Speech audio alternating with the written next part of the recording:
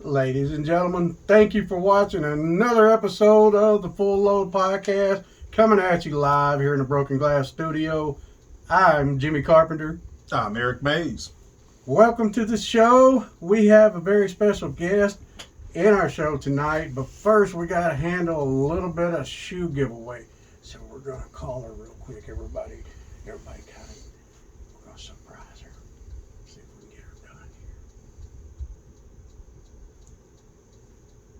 Her name's Lena Fowler.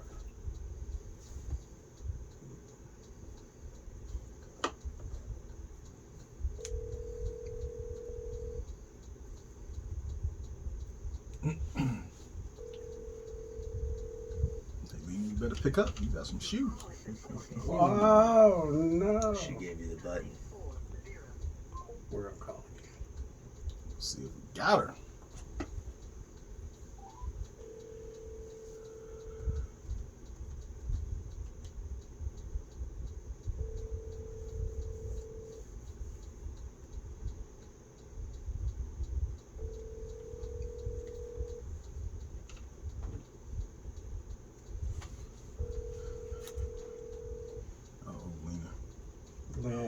Lena. Guess we got to get her next time. All right, go ahead and talk. I'm going to go ahead and send her a text message and see if she'll respond back real quick. Go ahead and introduce our guest. Hey guys, like we said, today in the studio we have bare knuckle fighter Tom Shoaff in the building, man. Glad to be here, Tom. Glad you're here. Thank you for having me. Oh man, very much so, man. So let's just dive straight into it, man. Here we go. Wait a minute. Let's get back to this phone call. Hello? Hello. Is this Lena Fowler? Congratulations from the Full Load Podcast, which, by the way, you're live on the show right now. You just won the Jordan 1 giveaway. All right. There you go, man. So, hey, let's make sure we got the right size in here. So you said 10.5 gray toe.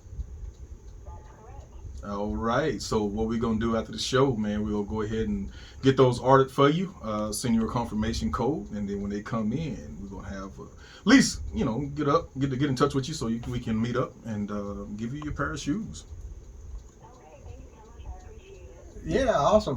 Who made this shoe giveaway possible? You bet you. Thank you, man. Hey, we'll give you a call and everything as soon as these shoes come in, and I did tag you on Facebook. You bet. You too. Thank you, ma'am. Bye-bye. All right. Now our business is handled. No, there you go. All right. Since that's out the way, guys, listen. Like I said, let's just jump right back into old Tom's career. So tell us a little bit, Tom. Where are you from? So I was born and raised in Illinois, and I was born in Springfield.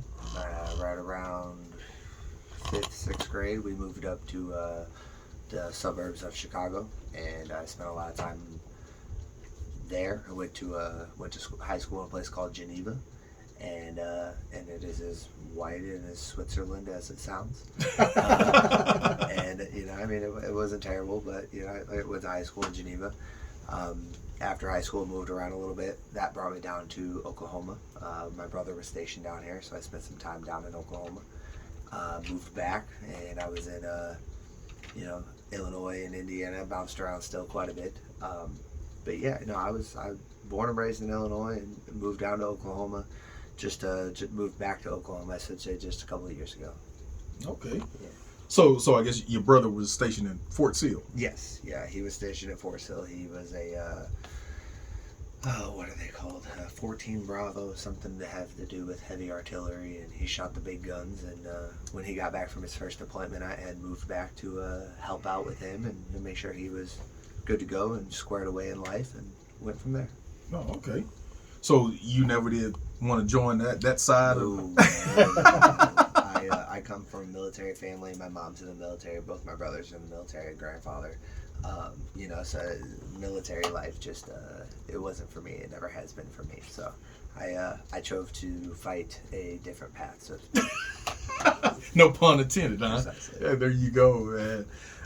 So growing up, I mean, did you have any other ambitions in life other than, or was it always something about fighting? Was there another career that you wanted to take? You know, I don't know. I think as far back as I can really remember, or as far back as I can think, fighting has always been something that has intrigued me. And I think it might have to do with coming from the military family and, you know, having commandos in the family and things like that. But no, for me, I think maybe at one point I wanted to be like a cop or a firefighter, but I think every 6-year-old kid wants to do that. Yeah, as far back as I can remember, combat has always intrigued me. So that was the career path that I chose. Okay. And then as growing up, going through high school, did you play any other sports or? You know, I played baseball and I played soccer, and then in middle school and high school I wrestled, and that was kind of my first introduction into combat sports, so to speak. But that was really it. You know, I mean, I did a lot of, like I said, baseball, played a lot of soccer, but I never played football. It was never really my thing. Yeah, I wrestled middle school and high school when I was eligible. I had a lot of issues in school, so I wasn't always eligible. But yeah, no, I mean, the wrestling was really my go-to, I would say. Okay. Yeah. So man, I tell you, so so tell us the first time you got into MMA. I mean, the build up, the training, who you met, the trainers, and all that good stuff. Okay. Because a lot of our listeners, they think, I mean, they don't understand the road to get to where you guys are. They see you guys on TV and they think, oh, let me go train, and then tomorrow I'll be on your status. Right. So explain to the listeners, man, the grind that it took, or how many years it took to get noticed, or fighting underground fights, or backyard fighting to get noticed. I don't know. Okay. Yeah, I mean, I can give you the whole breakdown. So I started training just after I turned 18. I had wrestled in middle school and wrestled in high school, and I was decent, and I had a lot of legal issues because I like to fight. I was just a troubled kid, so to speak. So I had been arrested a lot for fighting. At one point, my mom just said, look, you got to figure this out. You got to do something with this. You know, you're obviously good at it. You know, you have a knack for it, but we can't handle the legal issues.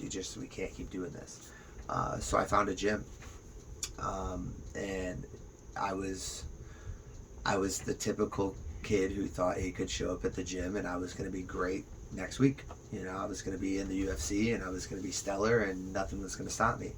I was telling everybody that I was fighting and that I was a professional fighter, all this other stuff. Well, after about, 6 months of this, people were eventually like, when are we going to see you fight? You know, you've been talking about it, but we've never actually seen it. So that was when I had my first amateur MMA fight. I was 18 years old. It was, I want to say it was Cinco de Mayo, just after I turned 18. 5 months after I turned 18. And it was a never look back moment. You know, I went in there, I won my first round knockout. I got, knockout of the night, and it put me on top of the world. You know, I had come from I wouldn't say a troubled background, but I had trouble with my dad growing up. You know, I mean, I grew up pretty well, but me and my dad, we didn't really get along. So me and my older brothers didn't really get along. So I'd had that animosity build up, and it was great to go out and let that loose on somebody, and then be rewarded for it. So it just kind of snowballed, and I had 25 amateur fights over a 5-year span. I only lost one, and that one was pretty tough, but it was necessary. And then I went pro, and I had 15 professional mixed martial arts fights before I started to fight bare knuckle. But that whole process, I mean, I had 25 amateur fights, 15 professional fights, and I still was unknown, still unnoticed. People hadn't really picked up on who I was. I was a small fish in a large pond, and at that point MMA was so big, and it still is so big, that you really have to stand out. You have to be uncommon amongst uncommon people to get noticed. And I had a couple of fights for Bellator, but I didn't do very well, and I was kind of stagnant, so to speak. So at 11-4 in my professional MMA career, I was a purple belt and I was on a 2-fight win streak. So the only fights that I was going to get from here on out were going to be high, and I had fought for Bellator twice. So I was only getting high caliber fighters. So I needed to kind of take a step back, really focus on my jiu-jitsu, get better at my grappling, increase, and just kind of go from there. And that was right around the same time that bare knuckle had started. And my buddy AJ Adams, he's the current heavyweight champion. He was on the very first card. He was in the heavyweight tournament for the championship. So I went out and I helped corner him for his fight, and I just fell in love with it. I thought it was great. I thought it was brilliant, and it was really a good opportunity for me to still fight and still get paid while still getting better at my jiu-jitsu and increasing my jiu-jitsu and my grappling. That was 4 years ago, and I haven't gone 5 years ago almost at this point. I haven't gone back to MMA since. I love bare knuckle. I love striking. Even if you watch my MMA fights, I didn't really shoot on people. I didn't take you down. I learned jiu-jitsu because it was part of the MMA game. Then now that I found a sport where I don't have to worry about the grappling, I still train jiu-jitsu. I own a gym. I have a black belt. I just got my black belt a couple months ago. I'm still learning and evolving in that aspect, but my bread and butter is striking, and that's why I'm at where I'm at, and that's why I've stayed there for as long as I have, because I love to box. I know you do, man, because I seen a fight. I can't think of the guy's name. I think it was the black guy where you put him down with the body blows when you hit him. I think you hit him in the liver shot. Nathan Mitchell. Man. Yes, so sir. like I said, it's one of those things where when you look at a guy and looking at your size, man, you can just tell. And I was told Jimmy, I said, I guarantee you, man, this guy then got picked on in bars. And people didn't know because they looking at you and they like, I can take this guy. I'll start shooting. Next thing you know, man, it's lights out. Yeah. I know you done had that problem. Oh, absolutely. Well, hang on a second. I want to go back to that for a minute, because you look at Eric's beard, man. He's got a badass beard, right? But Mr. Tom over here, this dude got one sweet ass mustache. Love it, brother. Gotta have it when you're a bare knuckle boxer. Yeah.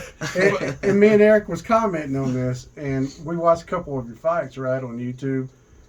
Dude, that thing never lost its little... Oh, no, I fix it. As we're fighting, you got to make sure it's clean. Yeah. It's got its own power, and I got to keep it preserved. and I was saying that, and I was telling you your last fight, man. I was like, dude, these guys are going at it, but his mustache is still looking the same. It's crispy and clean. And I tell you, sweet, man. And I say this to Jimmy, too, and I say, dude, looking at you, and this is no disrespect, man, it look like you just come off the set of Tombstone. Yeah.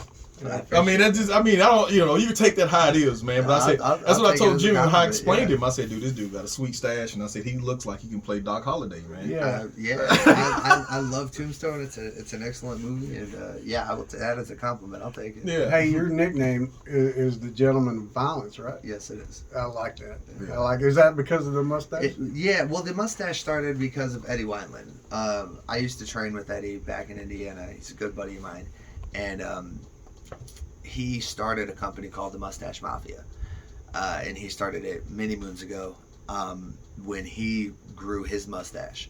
A couple of years after he started the company and trying to get me to grow a mustache, that was when I started fighting for bare knuckle. So then he made it mandatory. He said, look, you're fighting for bare knuckle. You have to grow the mustache now. I own this company. You're doing the bare knuckle stuff. Grow the mustache. Play the John L. Sullivan role. It'll be beautiful. Well, John L. Sullivan only had 3 bare knuckle fights. So for my first 3 bare knuckle fights, I had the moniker 21st Century John L. Sullivan. But I couldn't lose the mustache. This has literally become the face of the sport. So, I couldn't let it go. So I changed the nickname, but I kept the stash. Yeah, there's another guy in the heavyweight division that's got a mustache. What is his name? There's a couple of guys that got some pretty good mustaches, but Joey Beltran grew his mustache out for a little bit. Mike Richmond, he's an 85er, and when he fought for Bellator, I want to say he fought at like 35 or 45.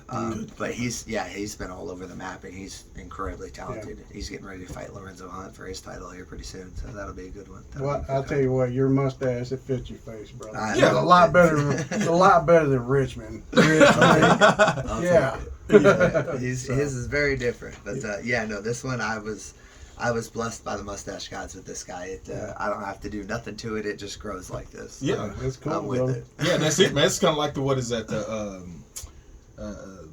That culture where they, the Amish, where they gotta have their beard, and somebody shave it, man. You can go to jail for that stuff, man. So that's kind of like, that's what I told Jim. I said, man, it just grows a part of you. I know everybody that knows me now, if I shave my beard, they'll be like, who is this guy? So that's why I told Jim, I said, it's just part of me, and that's what people know. It's same with you, man. Absolutely. But that thing makes money for you, though. I mean, I wish it would make me more money, but hopefully sooner than later we'll get there. I'm still early in this journey, like I was talking about.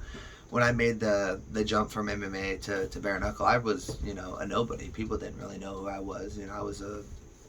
I was a nobody, and then I made the jump to bare knuckle, and it was an opportunity for me to do what I love doing, and that's box. And the sport was so new, it was really easy for me to kind of rise to the top as far as entertainment is concerned. And that's what's really been able to put me on the map. Is you look me up, you look at my record. I don't have a great record. I'm 4-4. I've won just as many fights as I've lost, but I've also had 4 fight of the night bonuses. Because win, lose, or draw, I come out to fight. I come out and I put on a stellar performance, and the crowd loves to see it. And now that I've just recently fought for a world title, my name and my reputation has expanded a little bit. So hopefully over this next 2023 year, the money will start to come in a little more. Well, I tell you, nice. I think that's when I seen you, man. You could throw hands, and your last fight, it's kind of like one of those deals where I would hate to be your corner man, and I say that because you show no quit, and it's hard to sit there and say, because that could have went either way. I mean, you kept getting up, bro. I mean, I was just like, I wanted to, like, for the sake of me, didn't know you, but it felt like I know you because you're just 40 minutes away from us. So I'm like, stay down, get back up, no, stay down. Get back up, because someone live to see another day. It's live to see another day. So I hate to be your guy that got to throw in that towel. And how do you? Oh man, I couldn't sleep because it's like another punch you could have knocked the old dude out because he could have stopped. But you just, I told Jimmy, I said, you go back to the fight. I said, when you went down, it's like you knew. Now I don't know. I'm gonna ask you this. Okay. Did you know where? Because when you went down, the ref started counting, and it was just like you was cool, calm, and collected. You went down, you just looked at him. And I think he was like at 5, and you just said, you jumped back up, and it was like, damn. Yeah, well, one of the beautiful things about my coach and the relationship that we have is that we understand each other very well. And like I said previously, he's like a father to me, so we have an understanding that when we're out there, it's business. This is what we're here to do. This is what we love to do.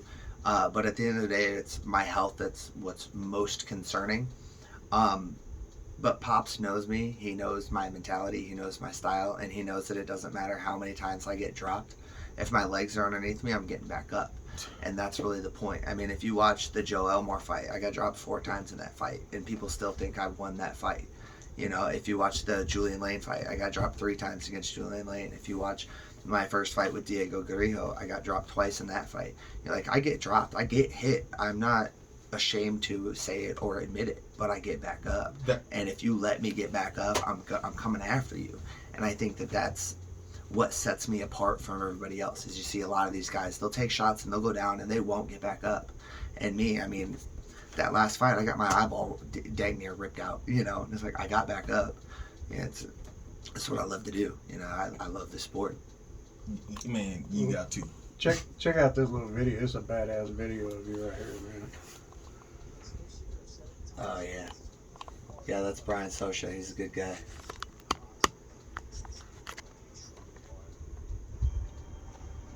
Man.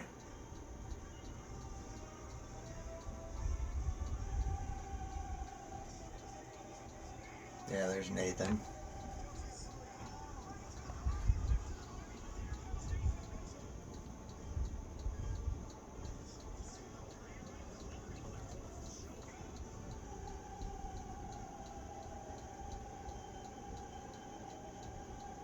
Yeah, that was that Joe Elmore fight. Like I said, I got dropped 4 times in that fight, and you can't win a fight, dropped 4 out of 5 rounds, but I beat that boy's butt. Yeah, yeah. Look, damn. man, you make this look so effortless. Well, I mean, that's that. from us looking at now. I'm saying you in the ring doing this, but for us looking at that, like, look at you, man. Like, those guys really look like they struggling, and you just sit there and like it's nothing, like it's a walk in the park. Well, like I said, I love this. Yeah, I know. So, So you 155, right? yeah, I fight. So I'm about pounds. yeah, I'm 260, dude. I still wouldn't fight you, man, because look at the way you walk in here and make that shit look so effortless, man. I ain't gonna lie, dude. I had to take a baseball bat to you, man, because there's no quitting you. Look at this shit. I appreciate you saying that. But yeah, I mean, well, this is the sport that we do. I think a lot of people have this.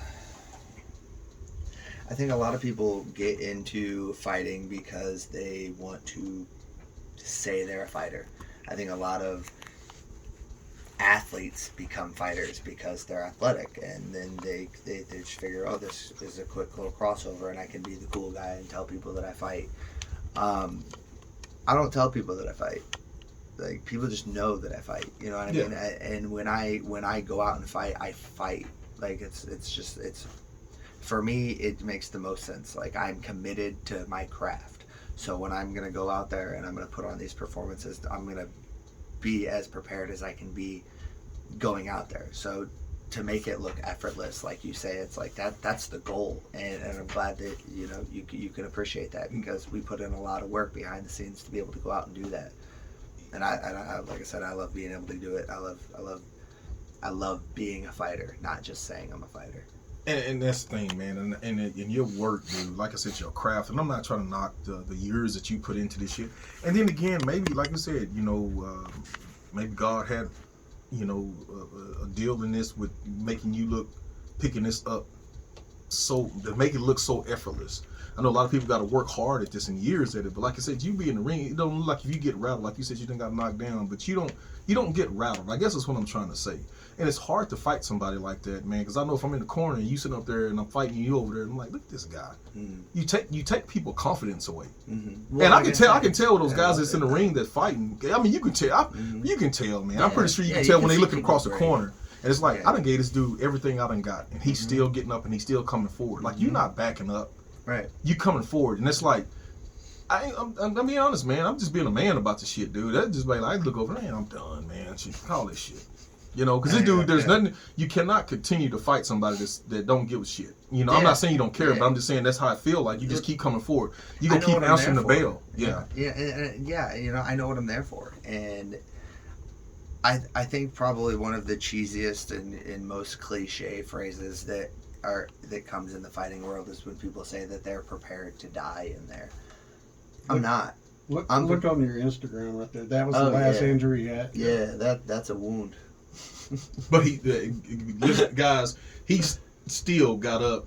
Yeah. Well, that was when he almost ripped my eyeball out. And that's when I said, dude, this dude here, man. I said, there's no ifs, ands, about this. Ifs, ands, or buts about it. We got to get this guy. I got to contact this guy. This dude here is just crazy. And that's who you were fighting with. Oh, yeah. Yeah, Luis Palomino. Yeah. Pound for pound, #1 fighter in the world right now. He's a tough guy. You know, he proved why he's #1. But like I said, man, I think if the injury to your eye wouldn't you... I'm one of the ones, I'm not just saying this because you're sitting here. You gave shots, he gave shots, and it could have went either way. That's a fight. There was no, like, if I had to be the judge of that, you know what I'm saying? I mean, but it could have went either way, man. And then, like I said, if you would have won that, man, your whole, I don't know the money situation going there. I don't know what goes. My whole life would have changed. Yeah. It just would have put me in a different place, you know. Regardless of finances, it would have put me on a new spectrum and in a new realm of opportunity, and that goes a lot further than finances in a lot of situations, you know. But fortunately, you know, we got fight of the night. I didn't get knocked out. I didn't get, you know, crushed. I didn't, you know, just completely take a butt whooping. You know, I was out there and, you know, we put on a good fight. We put on a good performance for the crowd. And I can't really ask for much else besides that. You know, I've like I said, with the Joe Elmore fight and the Julian Lane fight and, you know, and now the Palomino fight, even when I lose, my stock goes up, my market value goes up. You know, it's because I'm here to fight. I'm here to, you know, put on a performance that everybody wants to see. So. Oh yeah, and that's what we take out of the whole situation. I know I took out of it. I'm like, this guy here, I would pay time after time to go watch you fight, man, because you put on the show. I'm glad. You know, you're like some here. people would put on they kind of fake, and you're like, hey, I'm done with this guy. Right. Yeah. But you yeah. win or lose, man. You bring. Okay, get to this. How does it feel, man? Because I was watching the fight, but people was chanting your name, man. They was so. How does that make you feel, man? I mean, do you even tune that out? Can you hear the audience? Yeah. I mean, yeah. You know, I mean, it's tricky. It's a fine balance that you really have to play with when you're going out there, because a big part of you wants to play to the crowd and wants to engage in that moment, so to speak, that electric energy. But you really have to tune a lot of it out, because you have to maintain control and composure and make sure that you're focused on the task at hand and what's in front of you. And you know, what's in front of you is another man trying to beat the life out of you, and you know, for lack of a better phrase, you know, like we're in a fist fight, and there's no gloves, no protection, and you know, the refs aren't always the best at their jobs, you know, so it's like this is, you know, real life circumstance, real life scenario. So, you know, like I was going back to what I was saying before, I think one of the most cliche and corny phrases that people have is, you know, I'm prepared to die in there. It's like, no. I've worked too hard to die in here. I'm prepared to live after this. I'm prepared to go on and continue to do the things that I have to do, you know, moving forward. But to get back to the main question is, it's, you do hear those people, and you do kind of get lost in the crowd's intensity, but you try to keep it away and you try to keep it back, because bad things can happen if you get wrapped up in things that aren't right in front of you. Man, I know you said it. You put the nail on his head. It made me just think different when you said that some people say they prepared to die, and you was like, no, I'm prepared to live after this, man. So Right. your mindset. So really, your mindset is totally different than a lot of fighters that I tell people this is just what I do. You know, I mean, it's not. For a lot of people, like, you know, I kind of was talking about this a little bit earlier, like they want to say they're fighters. They want to, you know, they want to have the shows and the events, and they want people to buy tickets, and they want them to come and you know, support them, and so that they can be the cool person or the cool guy or so on and so forth. It's like, and that's cool. Like, if that's what you want to do, I'm not here to knock your hustle. But this is just what I do. And what I mean by that is, like, I own a gym, so I get up and I go to the gym and I teach people how to strangle people. And then I teach fighters how to beat the hell out of people. And then I teach soccer moms how to defend themselves. And then I go and I do my own training, and I travel all around and I coach. And, you know, like, I'm a coach, I'm a personal trainer, I'm a professional trainer, and I'm a fighter. This is just my lifestyle. This is just what I do. So for me, it's not, you know, going and fighting for a world championship was excellent for my career, but it's just that. This is just my career. It's my path. This is just what I do. So for me, you know, to go out and have fights like that, it's like, no, like I was saying before, I'm committed to my craft. And my job is to go out and be as entertaining as possible. Win, lose, or draw, is to go out and put on a show. That's what I'm here to do. Dude, You do it well, brother. You do it well. Well, I appreciate that. I know you ain't selling nothing, man, and you wasn't trying to, but that the way you are, man, shit, that have me signing up to come to the gym. You know what I'm saying? Like, you know, you can't have somebody that's, you know, half-ass talking the shit and ain't about nothing to, hey, come train me. You gotta know what you're talking about. Well, exactly. So I know your gym's kind of full, man. It's just the way you are, well, man. everybody at my gym's a competitor. Yeah. You know, and that's the thing is, like, as a competitor and as a professional fighter, I firmly believe, and one of the reasons why I chose the path that I chose is because I love to coach. I love instructing. I love passing knowledge and information on to people. I also know that in this career path, nobody's going to believe a word you say if you don't have a resume and a backing behind you. So that was why I started fighting. That was why I started the career path that I had started, because I knew eventually down the road that I was going to want to coach, and that I had to have some sort of resume, some sort of recognition to say, look, I've been there. You know, you want to be a bare knuckle boxer? Done it. You want to be a regular boxer? Done it. You want to be a kickboxer? Done it. You want to learn Brazilian Jiu-Jitsu? Got a black belt. You want to do MMA? I've had 15 professional fights. Anywhere in the combat sports realm, I can guide you in the right direction. And that's one of the main reasons why our gym is so successful, because myself and my business partner are competitors. We are. That's just what our drive is. But we've been there. We've experienced it. We have the roadmap to get you where you need to go, and that makes all the difference in the world. Yeah. stay on here real quick. What's the name of your gym? It's Alpha MMA. It's the Ricardo Cavalcante Brazilian Jiu-Jitsu. It's in Lawton, Oklahoma. It's 502 Southwest F Avenue, right across the street from the post office. If you can't find us, you're not looking. Yeah. You got a contact phone number for it? I do, but it's my phone number, Gotcha. so I don't Oh, want to put it out to the world. So go and see him, guys. Hey, That's a go hell of a see gym, it sounds Yeah, like. LawtonMMA.com. Check us out. Man, I might check you out, man. I mean, hey, because you got me hyped up. Yeah, I'm yeah. gonna go on there. You know, I hit the bag every now and then, but you know, I mean, you know, nothing like you guys. But I was thinking about this, man. But I'm gonna tell you right now, I ain't gonna do what y'all do. I'm too old for that shit. Yeah. I'm just saying, man, to learn just how to hit the bag hard. You know, makes a big I think difference. when I hit it, man, you know, it's just pretty much all arms. I mean, it's the technique because I'll be watching like. Brian Garcia got those videos out where he hitting people in the stomach, and it's just like how it's a small Little like rotation in just the hip rotation and hitting that hard. I'm Yeah. like, jeez. Yeah. Well, I tell people all the time, I don't have to hit you hard. I have to hit you right. You know, and that's the big thing when it comes to, we'll just say striking. You know, when we're talking about striking in general, most people think they've got to come out and they've got to throw 100% every punch, and then they're gassed out in the first 45 seconds, and they can't maintain through the fight. That's not the case at all. I have to be, intelligent. I have to be sharp. I've got to be accurate. I have to hit you properly. I have to hit you precisely, and I have to hit you at the right time. So again, I don't have to hit you hard. I have to hit you right. And if I hit you right, you're going to go down. You're not going to have a choice.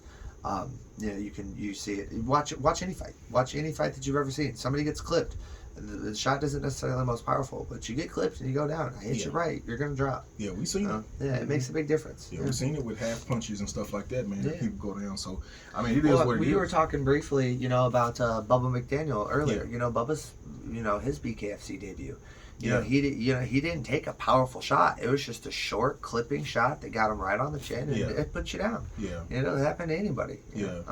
But yeah, that's one of the things that we teach at the gym is to how to throw your shots properly. And I think that there is nothing more satisfying in the knowledge of self-preservation, knowing that you can walk into almost any room in any environment and you can handle yourself, you can take care of yourself. It makes having that level of confidence brings out a different personality in people. And I don't mean that in like an arrogance way. I mean that more of like when people are insecure, they tend to be over the top and they tend to put others down and make them insecure to make themselves feel better. But when people are confident in themselves and their abilities, they're much more likely to encourage confidence in others. So just being confident in yourself, it allows you to walk into any room with that confidence, knowing it doesn't matter what happens here. Like, I'm going to make it out and it'll be fine. It makes a big difference in your life and for the people around you. Man, now I see how cool come collect you. The reason why you're looking at gym, I mean in the ring like that, man. Because like I said, the way you talk, man, that's, I guess that allows you. Because like I said, when you watch you fight, man, even when you're on the ropes, you just look like it's a damn walk in the park. Like you just having. I mean, you can tell. Like looking at you, you can tell that you having fun. Yeah. And you damn near. I mean, I know you said it, but you damn near fighting for your life. Yeah. But it just seemed like you out there just taking. I don't know if you got any kids, but you out there with the family at Disney World. Well, like I said, this is just what I do. Yeah. I get up in the morning and I go teach people how to fight. I do personal training most mornings. So by 10 o'clock in the morning, I've already done 12 rounds. I've already had people try to beat me up and punch me in the face, and we run a 5 a.m. jiu-jitsu class. I don't run it, but I used to. But I tell people all the time, like, by 6 o'clock in the morning, you've already fought for your life for 35-45 minutes. The rest of your day is easy. Like nothing you're gonna do for the rest of the day is gonna be as difficult as trying to get that guy off you when he's trying to strangle you. So it's that sort of mentality. It's like my daily life is just combat. So unless you're going to come to me with a whole new form of combat that I've never seen before, like, I'm going to be fine. I'm going to make it through. It's going to be okay. So yeah, when I'm in there and I'm doing that, yeah, there's more on the line, it's more intense. It's clearly not training, but again, this is what I do, so it's just another day in the park for me. See, that's a winner's mentality right there. I love that. Man, Yeah. this dude here is totally different, man. Well, I like I said before, I only won half of them, but they all looked good. Yeah.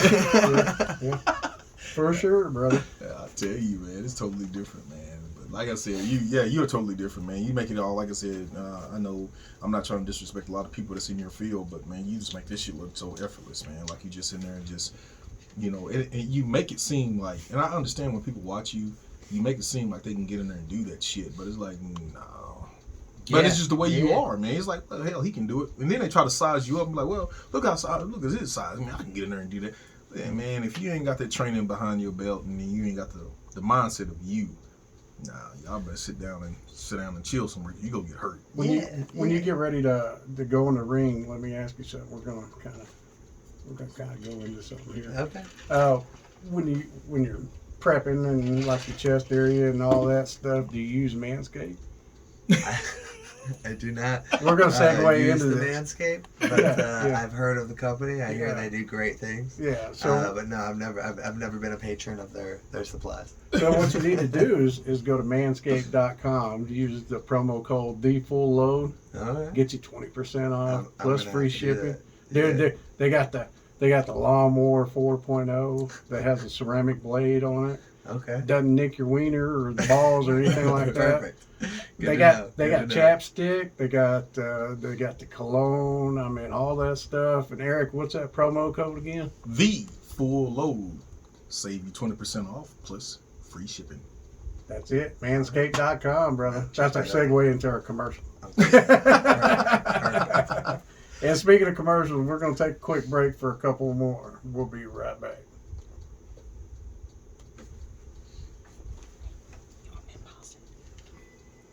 Oh, you pause it? Yeah.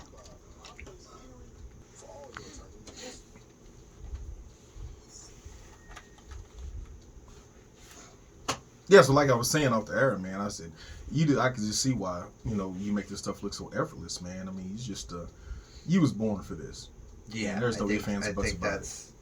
I think that's probably the simplest way to describe it. Is I love what I do, and I was certainly born for it. There's a genetic disorder in me, so to speak, and it's just all about violence. So tell us this. So early on, you said that when we was talking about your childhood, that your parents or your mom had came to you and said, "We got to figure something out. You're getting in too much trouble." Yeah. What do they think about your career now, your brothers and your mom? I think that they're nothing but supportive. I think that that's probably the best way that I could put that. My mom she's not at every fight, but every fight she can make, she's there. She was down in Florida for the last one, and she's been to a bunch of them previously, and my mom's always been my biggest supporter, so to speak. She's always pushed me to do what I felt I needed to do for me, what was best for me. She's always been my biggest ally in that sense. And my brothers are huge fans. I would say, my brother Joe was probably my biggest fan, honestly and truly. He was a good dude. But anyway, Joe was probably my biggest fan. John, my youngest brother, is super supportive. Tony, very supportive. I don't talk to him as much.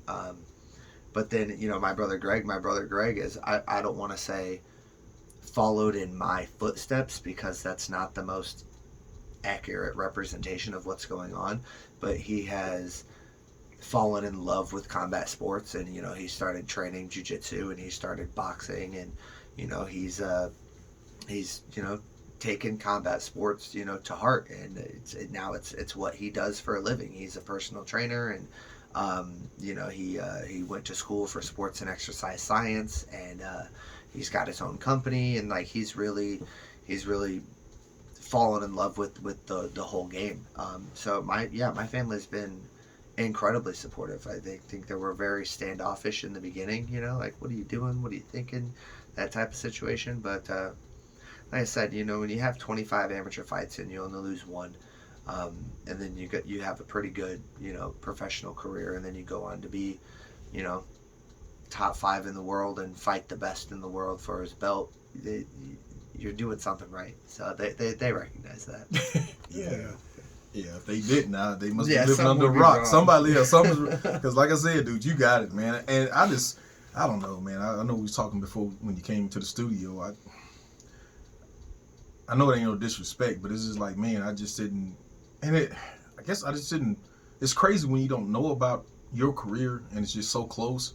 And like I said, it was just that night, man. I remember calling Jimmy and I said, "Say, dude, bare knuckles on. I'm getting ready. I'm getting popcorn and getting chilling, man. I think everybody was at the house, and I just kicked back and fortunately, man, it was your fight right there, and it's right there. And then, like I said, I go in there to make me a drink, come back around, getting ready for the main card, and they introducing you and. Man, fighting out a lot in Oklahoma, man, it's just like, what the Tell them what you did. Dude, I just stopped, man. I just stopped and I just looked and I was like, immediately, dude, I just picked up my phone and I started looking you up and I'm like, no. Yeah. My mindset, like how you are, my mindset was just like, I got to get a hold of this guy. No, I couldn't contact you. Right then and there, you wouldn't go. So it was like, okay, so when do you wait? I know you just had a tough fight. So I'm like, man, okay, I know you're recovering. And, I know, because where did y'all fight at? I was in Hollywood, okay, Florida. So yeah, so I'm thinking, you got to get back to Oklahoma. So I'm like, okay, but man, I'm just so anxious. I'm like, man, I don't want to call this guy. I don't want to, message him and stuff. And I'm not on that.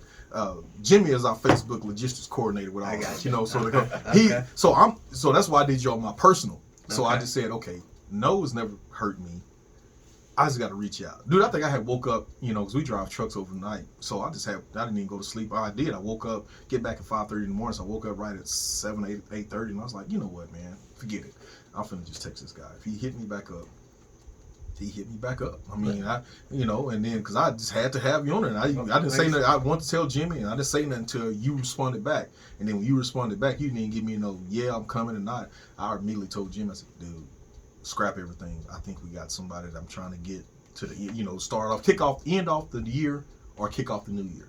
Well, and there was nobody else. There was nobody else that I wanted other than you. I said, man, if we can get him on Christmas, which I know is gonna be tough. It's just, here's the thing. This is what happened. We shoot on Sundays. Okay. So unfortunately, the holidays fell on Sunday. Yeah. So it was like, this is a business. Mm-hmm. We know we still have to do stuff with the family, but unfortunately, Christmas, it was what it was. And I was like, but the New Year's fell. I'm like, man, it's going to be a long shot. I don't know what this guy does, but we're going to put it out there because we got to get this guy in here, man. Yeah. And I'm excited. I've been excited the whole day, man. I mean, that's why, like I said, I think we got mixed communications with you because I'm happy. I was say that. I think we had agreed on one. And then, I was going to church and I was like, man, I thought we said 5:15. I don't know what's going on, but anyway, I'm glad I could be here. We could kick off this year. I 2023. And by the way, Happy New Year, brother. Happy New Year to you guys as well. Eric, Happy New Year, brother. Man, especially and Happy New Year to you. And camera person behind the camera, Happy New Year. I tell you this, so let's dive into how long do you have to wait? I mean, what is the regimen for until you fight again? Like, there's a protocol. What is the protocol for that? Like, for you, because I know you suffered lip injuries for your eyes. Do you got to go through? I know there's like if you get a concussion in football. And I'm just saying this. I know they got to go through these protocols to get ready. What is it? How long you got to wait till you get to fight again? I mean, so it varies. There's always going to be differences depending on what happens and how much damage you take, things like that. If you get knocked out, if you lose consciousness, it's usually a mandatory 90 days. And it's no less than that, which basically just means that you can't compete again within those 90 days. If it's a really bad knockout, like you lose consciousness for an extended period of time, then it's usually 180 days and then a 90-day no contact, which means you can't even really train outside of, bag work and jump rope and stuff like that. But for me personally, for this last fight, I didn't get knocked out. I just had, my cuts. Yeah. And the cuts were pretty bad. They were pretty deep. They had to cut some fat out of my face to get my right eye to close back up. So that was fun. But I was sparring Friday. I got 10 rounds in on Friday. So I'm back, once the stitches get removed and the skin starts to settle down, you can really get back to work. Like I said, the damage that I took was superficial more than anything, and Right. it was a flesh wound, you know. So they seal it back up, and I give my body time to kind of heal back up, and I go from there. I broke my finger in this last fight, so I don't know what it is about these ring fingers, but they just never want to work. But anyway, so that's been the worst one, to be honest with you. It's been this knuckle. But I wear gloves, so I can still spar, I can still get rounds in. It's not a big deal. But as far as when I'll be able to fight again, I'm trying to. They announced the Knucklemania 3 card, which is February 17th. I made an offer to Dave Feldman, the owner, they're the president. Saying, hey, you can't exactly have the most exciting fight card of the year without having the most exciting fighter. So, Yeah. if you guys, would allow me to be on that card, I'd love to do it. But I just fought in December, so it might be a little soon. But I would like to be back in March. That's really what it is. So to make a long response even longer. Yeah. So nothing official yet. Right, there's nothing official on for me right now. I don't have anything lined up, but my contract, they're contractually obligated to fight me a certain amount of times within a certain time period, and that contract runs up in April. So I have to, contractually speaking, have to have a fight by April.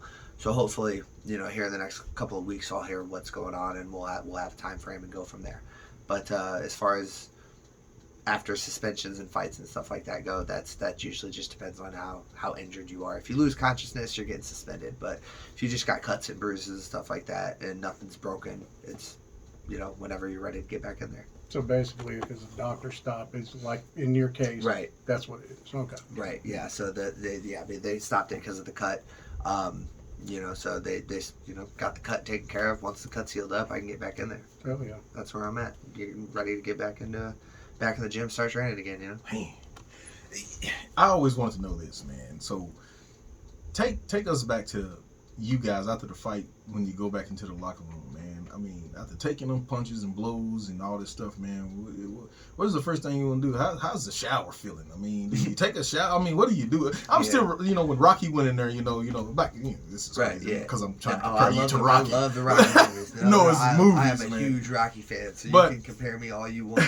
But nobody knows what goes on when y'all leave that ring, because that's all we see. Well, because I was used the main card, and then the fight was over, and then of course we wrap everything up, put drinks up, and then take a shower, go to bed. You're probably pumped full of adrenaline. You really don't feel anything for a while. Was that for a correct? little bit, yeah. So usually what happens is, like we'll use this last fight as the most recent example because it's freshest in my mind.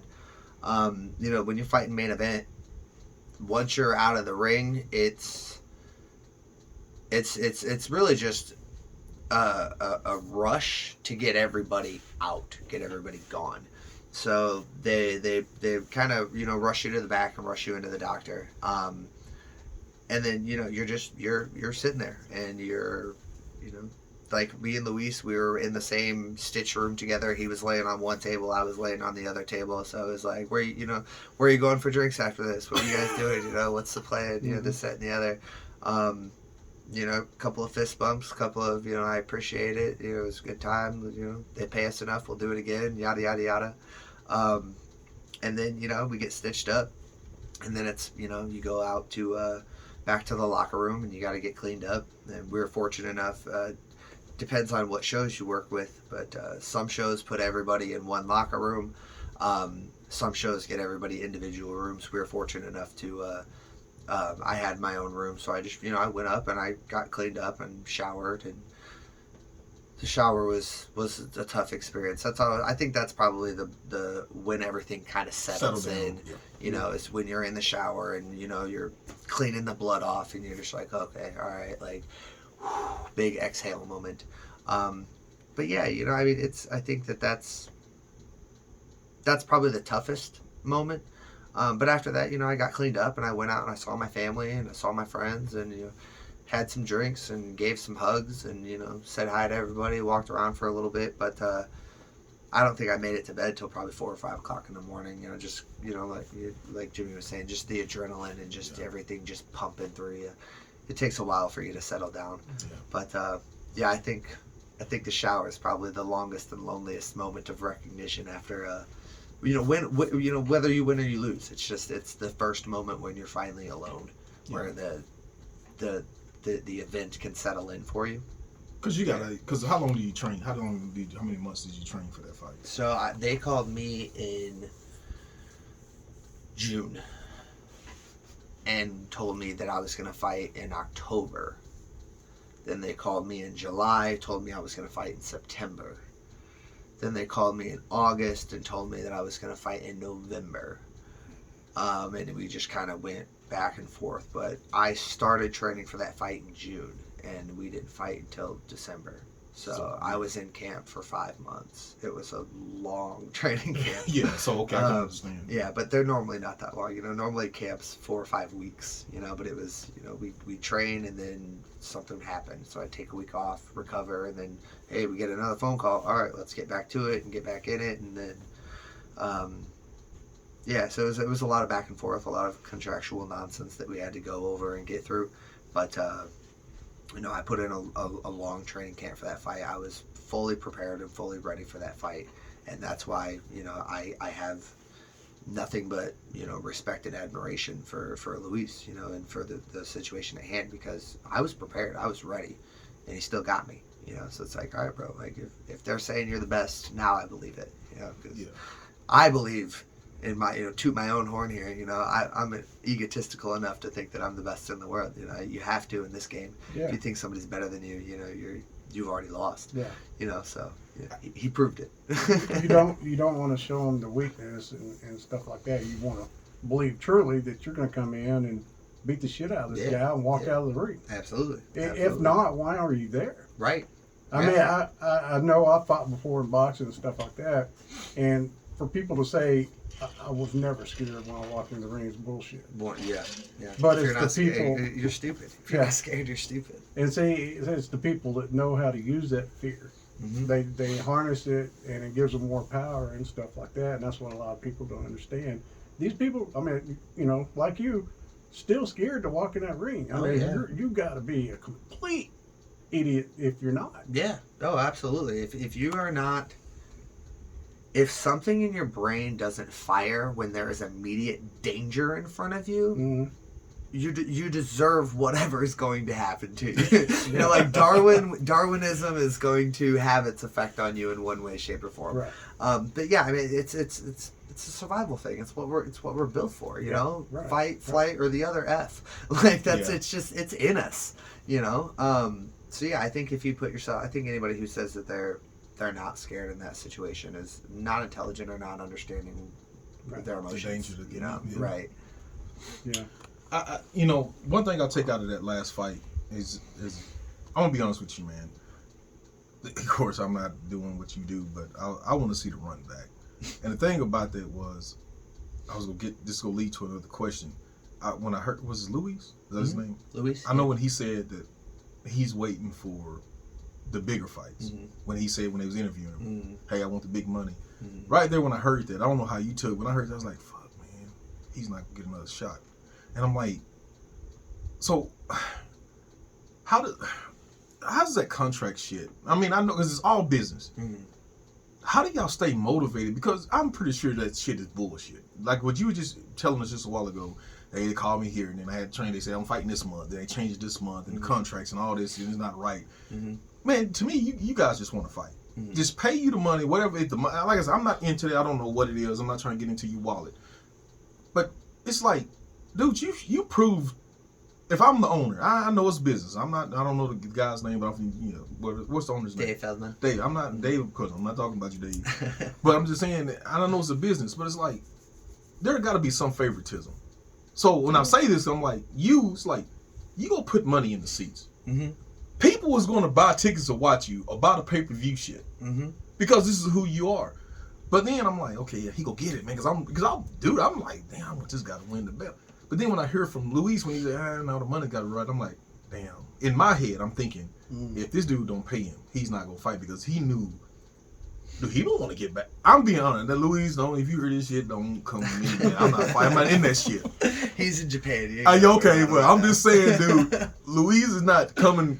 If the money's not right, he's not coming because, dude, you gave him a damn fight. Yeah. And on the backside, he's like, damn, I can lose this shit. Yeah. You know what I'm saying? So Yeah. I can see, does that shit frustrates you, man? I mean, when you think, or do you just not even think about it? No, for me, man, so got a couple of different things we can touch on from that. Yeah. When it comes to Luis and the rematch, for that situation specifically, I would love a rematch. I would love that opportunity. I would love to train for that fight again. I would love to run it back, to see if I, could do any better than the first time around. So if I get that opportunity, excellent. In order for me, I think, to get that opportunity is I have to go out and win again. You don't just get a rematch with the champ after getting finished in the, the fourth round. It's not feasible, so to speak. So I think I would need to go out there and I would need to get another win against somebody in the top 5 to really put my name in that circle, in that hat. As far as Luis goes and, him wanting that money fight, I think that that's just where he is in his career. He's 42 years old. I was his 51st professional fight, so he's had 50 plus fights. He's 42 years old, and he, in my opinion, has already established himself in the sport. He's the pound for pound #1 fighter in the world. He's a double champ. His career is set. Now he needs the money. Right. And I think that's where he's at with it. And I understand that. I respect that. If I had been in the game as long as he has and had as many fights as he's had, I would want my comeuppance too. I would want my retirement. And I think that's kind of where he is.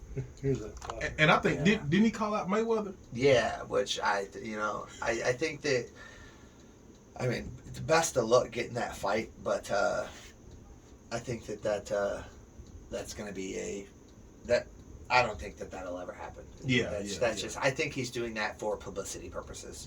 He's getting his name out there, he's getting notoriety, and he's letting the world know that he's open to these fights, and if people are going to make offers, then he's probably going to be willing to take them if the pay is there. Yeah. But I would say, to get back to the rematch conversation, chances are he would get paid a lot more to fight somebody like Chad Mendez, because of the name. I can't really think of it. Or Austin Trout just got signed, but I don't think they'd give him a title fight for his debut. That'd be a little silly. But somebody with a little more name and reputation, he'd get more finances out of it that way. But again, I don't think, for me personally, I'm so new in this echelon of the sport. Like I was saying before, I had 15 MMA fights and I was a nobody. People really didn't know who I was. And now I've jumped into this new sport and helped build it and grow it and kind of become the face of the entertainment for this industry. So for me, it's I feel I've earned a spot at the table. I don't necessarily think I deserve to have seconds or thirds yet. Hopefully a couple more fights, I can come back to the table a few more times and, go from there and then be that name fighter, that money fight, or whatever. But, no, for me, it's just, I understand very well where I'm at. I understand my career. I had 15 MMA fights, and I lost 4 of them. So that's not the best record in the world. And now at bare knuckle, I'm middle of the road, 4-4, so it's like, yes, are my fights exciting and entertaining? Absolutely. Am I a fan favorite? Absolutely. But can they promote me to the best of their abilities like they can some of these undefeated guys? No. So it's like, I've got to take the good with the bad in that sense. Yes, I'm going to sell tickets. Yes, I'm going to put fans in the seats. Yeah. But I can't be on, I can't be on every 3 months because it's not conducive to the business, like like you were talking about before. It just doesn't work. Man, so really, you really have to have something else going on. You know what I'm saying? Other than I have to own my gym. Yes. Yeah, because I'm sort of Yeah. like, man, if you just looking at it that way, man, and people is you eating beanie weenies, and Exactly. you know what I'm saying? Right. So Yeah. Well, if people knew what we were getting paid for it, or if people knew what we got paid, they'd be like, "Wow, I can't believe you get paid that to fight." But then it's like, well, when you only fight every 6 months, every 8 months, it's like you're not really making a living, and that's why you still need to do other things outside of it. And I think that's where Luis is he's tired of doing these other things. He's ready for that $100,000 or $200,000 fight where it's like, oh, I can put this in the bank and I can sit on this, I can retire on this and be good. yeah, I think that's what he's waiting for. I think that's what he wants, at least. Eric and I started watching this crazy sport. What, a couple months ago? well, I watched it. Paulie what's Molly Malignaggi? Yeah, when he does fought. BYB. Oh, So when he did when regular- he Okay. when he did it. Back, so what was that? BKFC, that was BKFC. I fought on that card. Me and Julian Lane fought that night. No shit. Yeah, I fought Julian Lane that night at 170 pounds. Got fight of the night that night too. It must have been 6 maybe, because four was in Mexico, so that was 6. Yeah, so it just Yeah. came across, and you know, I followed him in his boxing career. You know, I'm like, what is he about to do? Yeah, And then he went in there, and that's when we first introduced him. When we seen it, so we was on pay per view, and I was like, man, hold on, look at this. Yeah. So then, of course, then we started watching it, and then when Bubba, when Bubba went on it, but this one I just started paying attention to it. But when Paulie fought, I was thinking like, I ain't gonna lie to you, man. I'll be honest with you.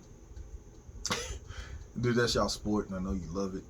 You got to be born to do this. Mm-hmm. The first thing in my head was like, why are they doing this? What the fuck? Because I sat there, just about every fight, even when the women's division. Mm-hmm. I mean, their faces are just spaghetti afterwards. I mean, just Hamburger knuckle, meat. yeah, Dude, just y'all knuckle to bone, man. throwing haymakers. Mm-hmm. I mean, this is not no gloves. I mean, I know if it's 8 ounce or whatever the case may be, but at least you got some pad on. This is knuckle, bone to bone. And I'm thinking like, so immediately in my head, I'm thinking, wait a minute. So of course, our dummies, us, we thinking, okay, they're making enough money to, if they get hurt enough, or are they paying the medical bills? Or are they walking away with what? A couple grand? What? Why is this? What's going on with this? It's not knocking it. It's just like I'm sitting here like trying to wrap this around my head. Like, is it worth it? Yeah. And then I'm thinking like, do they got families? Do they got kids? You know, what is their health looking like? What's going on here? Well, But I know somebody's making money, and you know, I mean, I'm not, like I said, I know people are. You know, People are making money. People are making It just money, ain't the but fighters. that's exactly, and that's what I explained today. And I said, this is basically the normal. Yeah, bare knuckle fight is basically today's gladiator. Yeah. Yeah. And Because it's like we all sit around and watch you guys. I think Bubba explained it before. I mean, if you go into it and you get messed up, they're supposed to pay to put you back together, right? Mm-hmm. Yeah. So I mean, all fight companies, fight promotions are required by state sanction to have insurance. Mm. So and they cover all fighters for any incidents that happens inside the ring or the cage or whatever combat sport you happen to be competing in. And that even goes all the way down to like jiu-jitsu. You go to a jiu-jitsu tournament and you hurt yourself at the tournament, like their insurance should cover you. So I mean, they are required in that sense. But I've had promoters in the past, not help me with my medical record, my medical bills and stuff like that. I've had, fighters, or I've had promoters tell me, take this paperwork and get it all filled out and call me after you get out of the hospital and we'll get everything squared away. And then, phone numbers change and you don't ever hear back from them. And, because they just don't want to pay out of pocket for it, and that's one of the hiccups that you come across when you're dealing with lower level promotions. This was more low level local shows, stuff like that. So I've never had any issues with my bigger shows. When I fought for Bellator, they took real good care of me. And when I fight for the BKFC, I mean, I've been fortunate that I've never had to go to the hospital after the fight, but anytime I've ever had any questions when it comes to my medicals or what's going on with me or what needs to be done, they're always there. They're always on the phone. They're always very good at making sure that, us as fighters are taken care of when we're involved with the show. If we're not involved with the upcoming show, we usually don't hear much from them. But if we're involved, they're very good at making sure that we're taken care of. So I do appreciate them for that. Right. So Yeah, tell you us, got to. yeah. So tell us this, man. Like, when I want to ask this. So you don't have no kids, right? No, I mean I have a stepdaughter, but Stepdaughter. I don't have any children of my own. No. Oh, okay. So married, not married, girlfriend. Soon to be married. Soon to be. Okay, so okay, cool. Okay. What is the missus thing? Like, is she on pins? Because, like I said, come on, Tom, man. I'm being honest with you, man. I'm like, you had me on the pins and needles on my edge of my couch, man, like rooting for you, and then you take a punch, and I'm like, and then you give a punch, I'm like, yeah, and then I'm like, oh man, what is Mrs. Does she sit there and watch your fights? Yeah, She does. Yeah. She does. She's actually not a fight fan. She's never really been a fight fan. We met through a mutual friend of ours, a lady that watches my dogs, actually. I used to watch my dogs. We met over at her house. And this lady, she came to my jiu-jitsu gym. She was one of the students at the gym. Her friend was Mallory. That's my, fiance. And they came into the gym. They were just, she was looking for a new workout, looking for something, new and exciting. She showed up at the gym. She started doing some jiu-jitsu, and we had even after that, we hadn't really. She hadn't really come to the fight. She was never really a fight fan. She still, she likes jiu-jitsu, but that's really about it. She likes the fact that I fight. I think. I think. I'm sure that she. I'm sure that she has her own hesitations towards it. There are things that she doesn't love about it. I mean, I don't think that anybody wants their significant other to have the scars on their face that I have, and I get a new one after every fight, so yeah. I'm sure that has its effect, but I think the benefits of my life, so to speak, the fact that, like we were talking about earlier, I can go into many situations and scenarios and be completely confident and comfortable.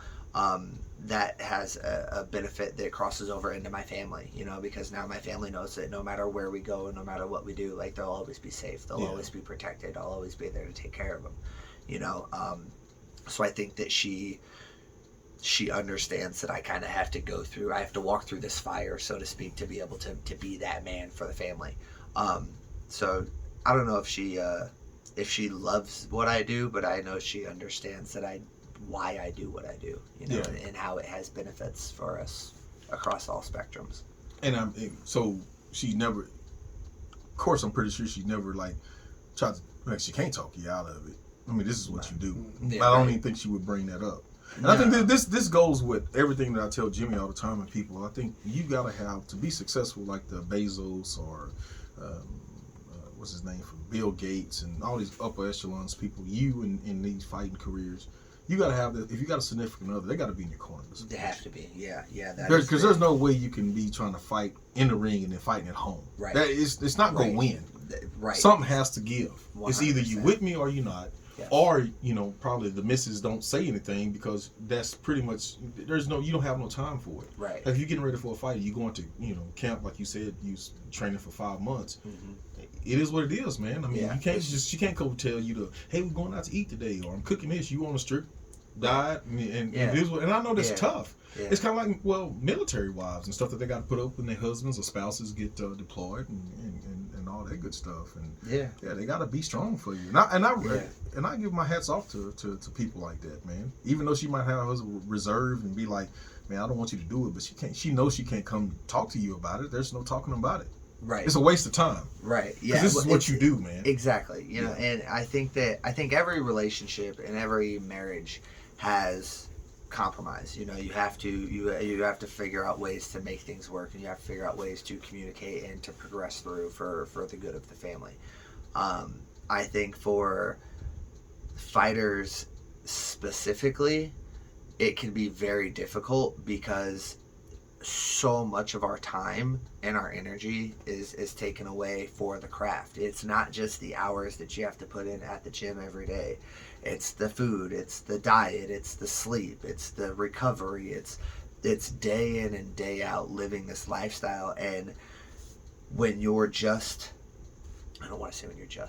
when you're the significant other of the person going through that, it's very tough to just be a cheerleader all the time and to just consistently be the one who has to sacrifice and be the one who has to, you know, like for Mallory, a perfect example, like she meal preps for me. She makes me my food. She takes care of a lot of stuff at the house. And anytime I have any issues with training, she understands that comes first. So it's like, we've got family plans. Nope, sorry, can't do it. We've got vacation plans. Nope, sorry, can't do it. We plan on going here. Nope, sorry, can't do it. And she understands that, and she's so supportive in that way. But that's such a big sacrifice for her. You know, I would be making the sacrifice regardless. This is what I do. But for her, I really have to understand that and recognize that she's making a compromise. And like I was saying before, I think all relationships have that. But I think for fighters specifically, because it can be, it's years. You know, I just went through a 5-month training camp. But if I won that fight, you know, and they turn around and they fight me again in 2 months, guess what? We're getting right back to it. And then I win that one, and they want to fight me again in 2 or 3 months, guess what? We're getting right back to it. And if you're one of those fighters who just have a stellar career and you're always consistent with your fights, that's 10 years, 15 years that you could be forced to make those sacrifices and be that significant other. And that can be really tough on people. So I am incredibly blessed and grateful for the woman that I have in my life. You know, she's I wouldn't be able to do the things that I wouldn't be the man that I am today if I didn't have her to help me and support me. And I think I think that's how a relationship should be. I don't know if a lot of relationships are like that, but I think that's how relationships should be, is you guys help each other grow and get to the places that you want to be. You know, you guys are a team. So. Exactly, man. I mean, you hit the nail on the head on that. And me and Jimmy talk about this a lot, man. And I know I do. I say, if your significant other don't see your dream, it's tough. Yeah. I mean, you shouldn't have to go home to fight. Mm-hmm. You're already fighting the world. Right. Yeah. Then you shouldn't have to go home to fight. Sometimes it's okay to go home and hear somebody say, hey, man, I believe in you. Mm-hmm. Because the world don't believe in you. Right. So-and-so, the next guy or the bare knuckles president is not going to believe in you. But, man, damn, if they don't believe in me, man, I don't want to go home and the person I'm living with to say, hey, what are you doing? Right. We got plans at this restaurant. I want to go hang out with my friends. They don't get it. Yeah. But she gets it. But that's what it is, man. Yeah, but I'm going to be honest with you, man. You said something like, I think that's how every relationship, brother. No, it's not like that. You got lucky, man. I think that's how it it should be. Yeah. I understand that not every relationship is like that. Yeah, because you know, and there are a lot of damaged people out there that seemingly go out of their way to damage their significant others. And that's, in my mentality, in my mind, that's not a successful relationship. That's not a good relationship. You know, your job or your goal, in my opinion, should be to, you know, the better you grow and the more you grow, the better I grow and the more I grow. So if we can be good teammates here, if we can be a good pair, we can build this up to be something spectacular. And if you guys have that mentality, it really makes things work and things can be fantastic. I understand that a lot of relationships and a lot of people don't have that mentality in their relationship, but I think that that's the way it should be. You know, it shouldn't be, like you said, I shouldn't go out and have to fight demons and dragons and slay monsters and then come home to you and you're just another, demon that I've got to slay. Yeah. No, that shouldn't be the way. And all that on today's episode of Dr. Phil. Nah, but I've got a good one. I have to say, I don't know where she's at right now, but I've got a good one. She's my number one fan, so hats off to you. Love you. Yeah, and I think that's like you said, man. That's just how that's got to how to be, especially in your field, man.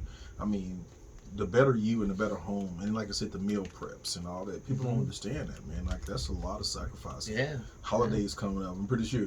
Well, let's speak of that. Did you have any? Well, no. Oh yeah. No. Well, so Thanksgiving wasn't too bad. It was about a week before the fight. Week and a half. Okay. So I got to have small portions of all the delicious treats, but I couldn't go too crazy, especially with it being that close to the fight. You put on too much weight and then pulling it off is hell.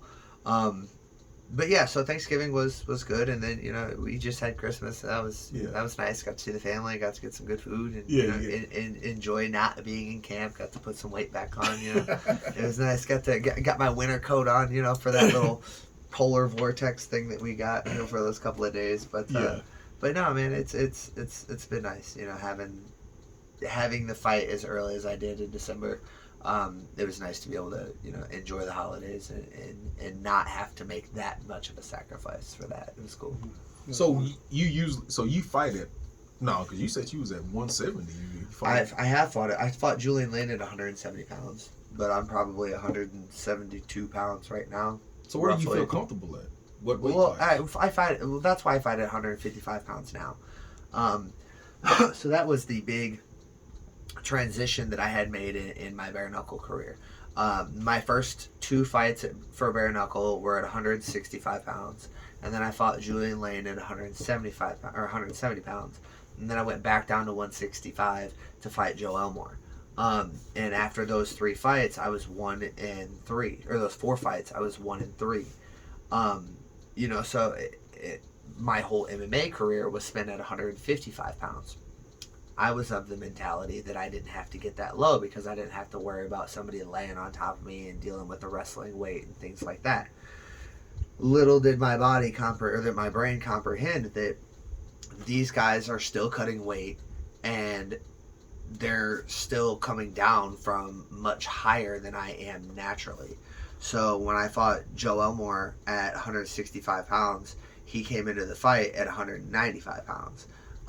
When I fought Julian Lane at 170 pounds, he came into the fight at 190 pounds. When I fought Diego at 165 pounds, he came into the fight at close to 200 pounds. And I'm still walking around at 170 pounds, So I started to do the right thing and get back to my natural weight class where I was supposed to be. And that was when I had gone on that 3-fight win streak. And that was what had gotten me the title shot. And kind of put me in the position that I'm in now, as I was at my proper weight class, fighting the people I was supposed to be fighting, and I was doing well, and I was, putting on good performances. So that was what kind of lined me up for that title fight and put me in the position that I'm in now. But it was all, making sure that I was in the right spot, at the right weight class. Because if you're fighting guys that are a hell of a lot bigger than you, it's going to be a heck of a lot harder to put them down, So that's how that played out. So you never thought, what is the next weight class down from 155? 45? 45, yeah. So take your body I feel too to small at 55. I definitely don't cut a lot of weight. Like I said, I walk around, drinking beer, eating pizza. I walk around at 170 pounds. If I get over 175, I personally feel unhealthy. So I usually maintain 170. So for me to get down to 155 is simple. I can do it in about 6 days, and I don't get depleted. As a matter of fact, they made a little documentary for my weight cut for the last fight, and I woke up the morning of weigh-ins and had coffee and bacon and was hanging out, bullshitting, feeling great. So for me at 155 pounds, it's not difficult at all. I don't pull a lot of weight, but I do feel small. I do feel thin, and that's why I don't want to go to 145 pounds. I've had the body metric stuff done, and if I pull myself down to about 3% body fat, I can make 145. I can feasibly do it and do it in a healthy manner. I just don't want to, I don't like how small I feel at 155 pounds. I feel like I know I'm a skinny guy. I'm not a big dude. So when I pull 15 more pounds off, I'm even skinnier. So I don't want to do that. I'll stick where I'm at. I'm good to go. I can compete with these guys. I can hurt these guys. Yeah. I've taken teeth home. Yeah, I've taken teeth home at 155 pounds. I'll stay here. It's fine. So tell our listeners this, man. I mean, I don't know if Jimmy caught on to that, man. Tell us. I was seeing Chris Cyborg, when she was in there doing a documentary, I think it was on HBO, cutting weight.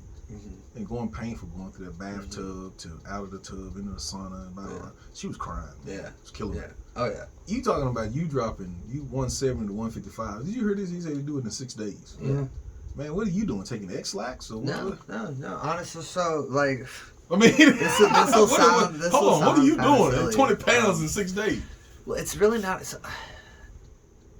The simplest way that I can describe it is, so anytime you eat carbs, Yeah. your body will soak up those carbs as fuel. Right. It's called glycogen, and it goes into your muscles, and it turns into fat and all kinds of other stuff. But it's essentially a fuel system. Well, the problem is what most people do is they don't ever deplete their fuel system in their gut. Therefore, their fuel systems in their muscles and their fat systems never get broken into. Right. So what I do is about 6 days out from the fight, I just stop eating carbs.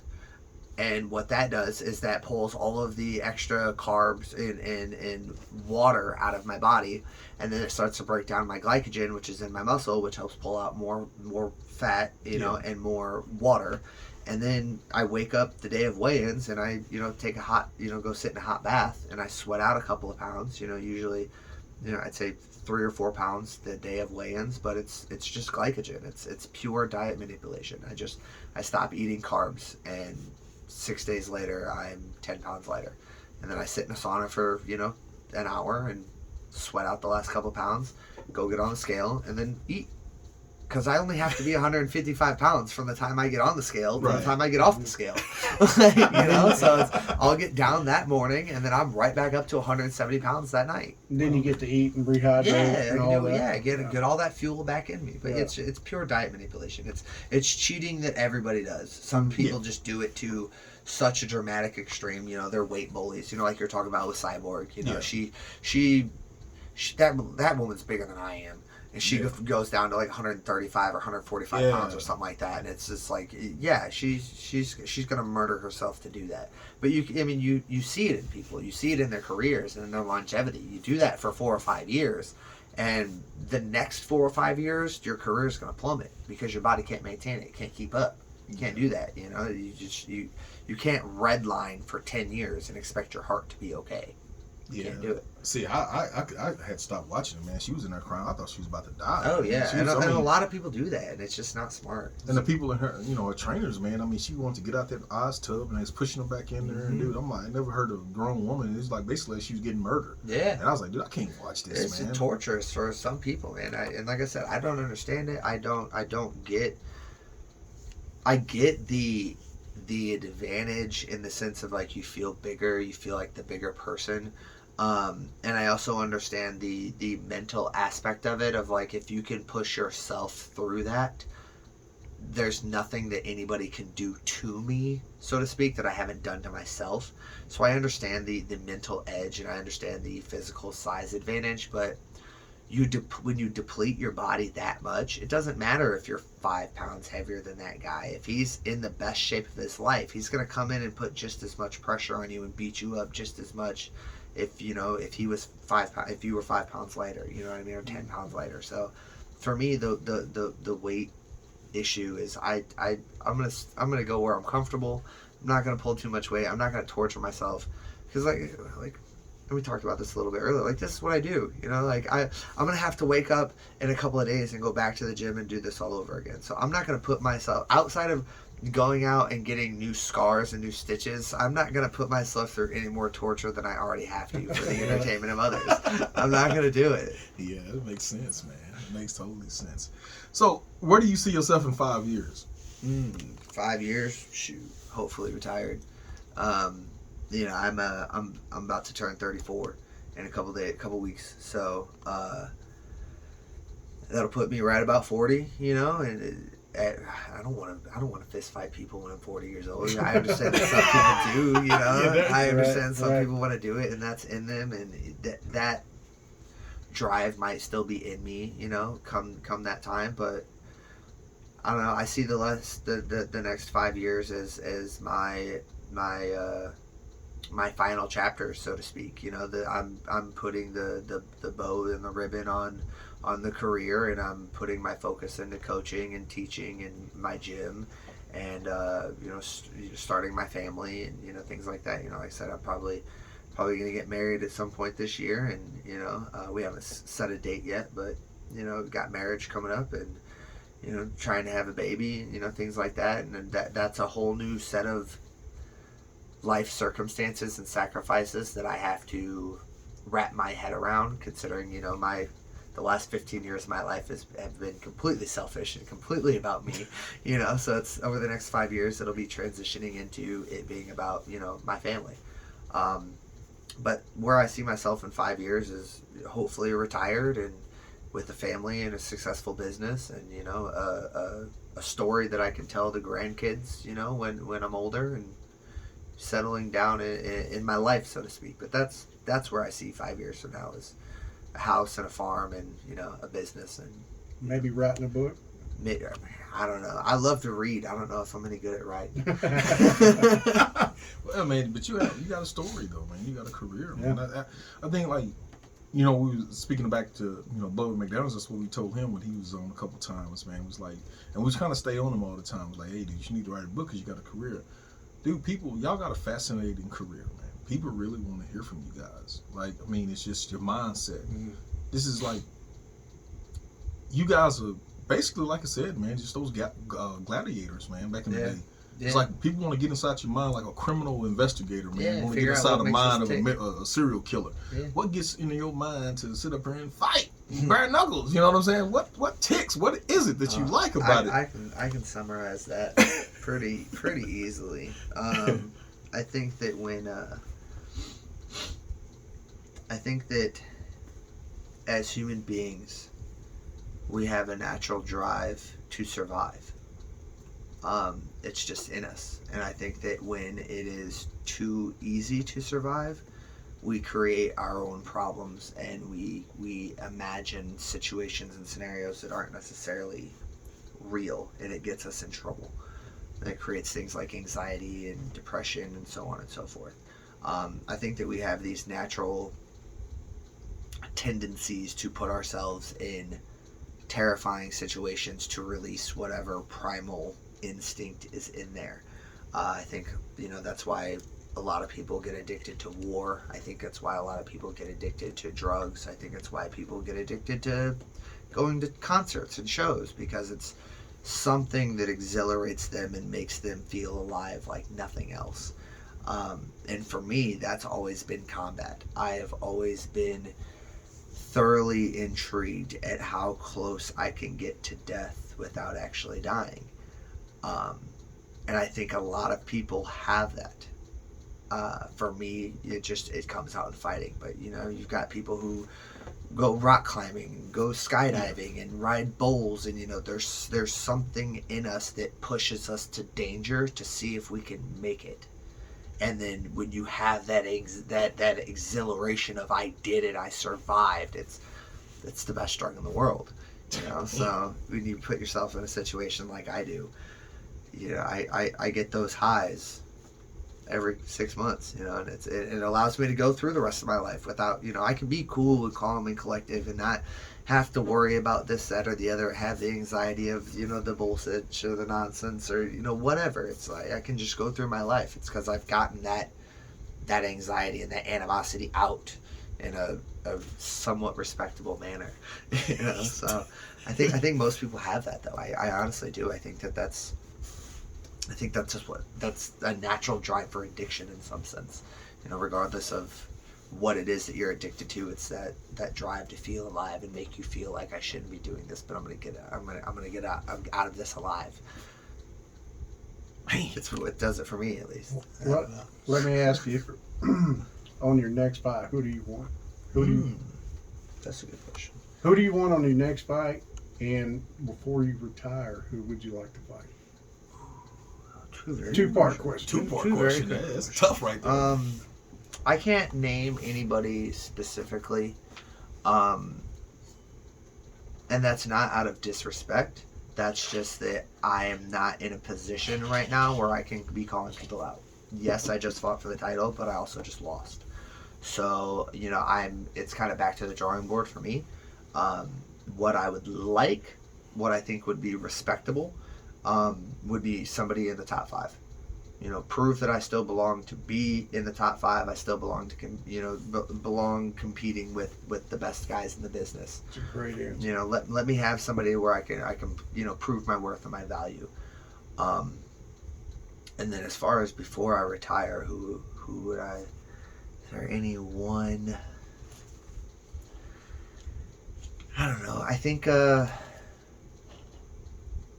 there's been a lot of talk about Nate Diaz coming over to bare knuckle, and I know he's a lot bigger than I am and a lot longer than I am. And he fights at 170 pounds now. You know, he's not a 55er anymore. But if he ever decided to come to bare knuckle and come to 155 pounds, I absolutely despise fighting people like me. Long, lanky, and just difficult to put away. I hate doing it. So I think that would probably be the most intriguing and exciting fight, because we have very similar styles. In the sense where we're long, we're lanky, we both come forward, we don't throw with a lot of power, but it's a lot of punches and bunches and combinations, and it's you have to kill us to put us away, you know. So that would be one of those fights where, like, you want a dream Tom fight, dream career fight, it'd be something like that, you know, that would be fight of the decade type of thing, you know. Arturo Gatti, Mickey Ward 1, you know, something like that. That would be somebody who could put me on that pedestal or that stage. Nate Diaz, get your ass over here and fight this man. Hey, listen. That would be a hell of a fight, brother. It would be something special. Yeah. Yeah, I'm sitting up here when you said that, dude. I was gonna say that earlier, man. You like them Diaz guys, man. There's no quitting them, man. I'm a huge Diaz fan. I'm sitting here looking at while you saying this. I'm already like, you got me nervous on the seekers. I'm like, because none of you guys give up. Right. Yeah. Like, I mean, they would have to really. That's the only way. It'd have to be the doctor stoppage. Right. That's the only way the fight's going to stop. Or you guys go really to the death. Right. Yeah. I love Nate Diaz. Nate Diaz Nate talks so Nick. much shit. Dude, they different, man. They him. Yeah. Or he is who oldest. Nick's the Okay, oldest. so look, both y'all don't give, dude. Dude, I'm 7%. What's the owner name? David Feldman. Dave, you got to come off some money, bro. Because these guys gonna put these two guys go. If that offered it out there, if that happens, I'd put some asses in the sheet. Or the well, seats, for sure.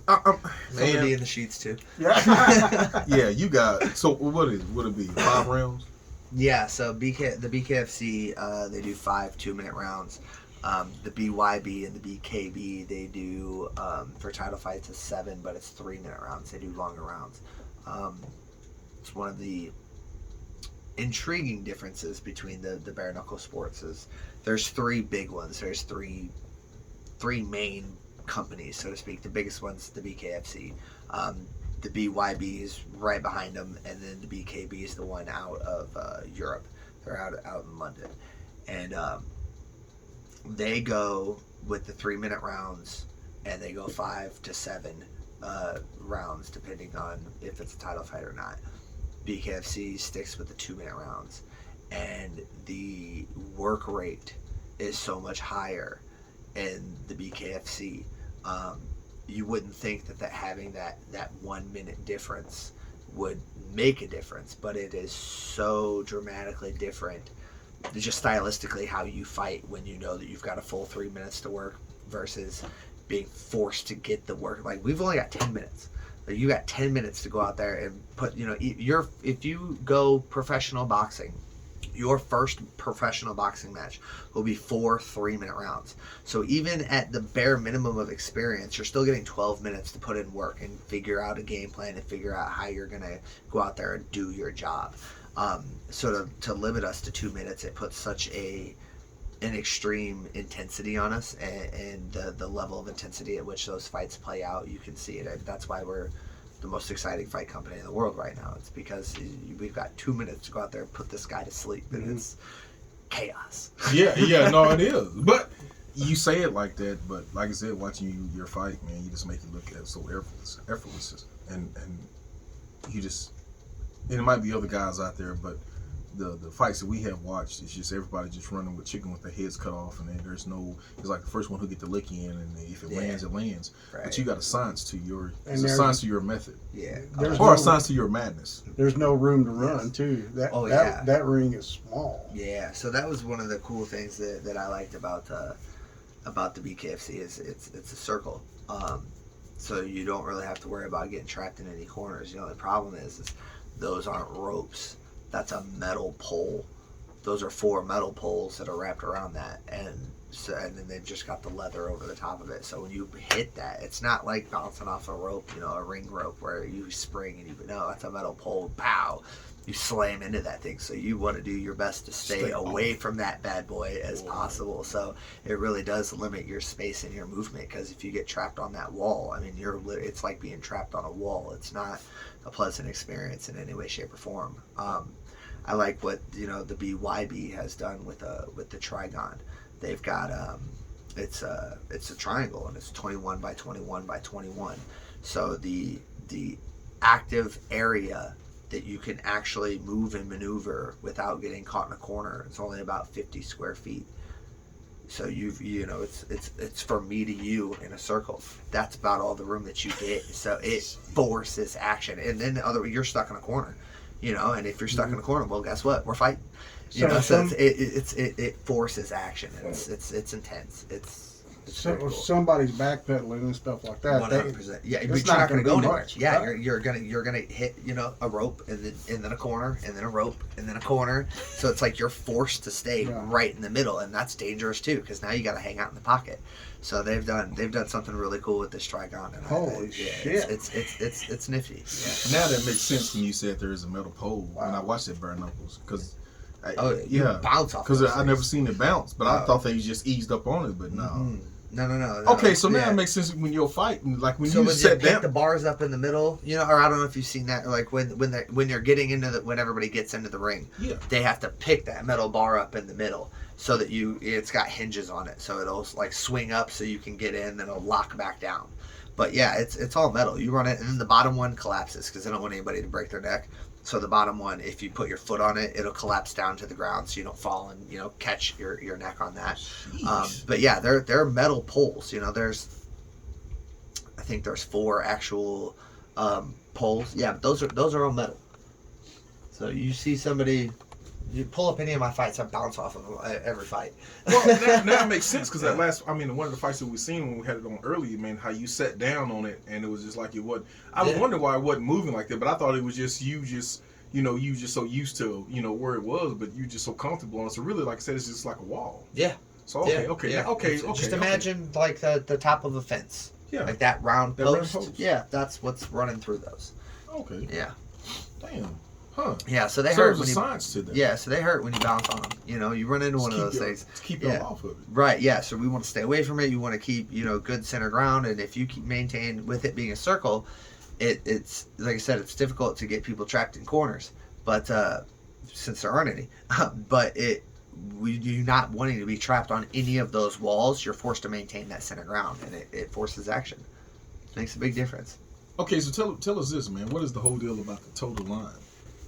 Okay, so that is the Toe the Line series. So there's the Toe the Line series, which is it's like a feeder league, and basically it's anybody who's interested in fighting bare knuckle, and the company's interested in having you fight for bare knuckle, but you may not have a record or resume, or they're not entirely sure how well you're gonna do. They'll have you fight to this Toe the Line series, and there have been a lot of guys who have come up from that.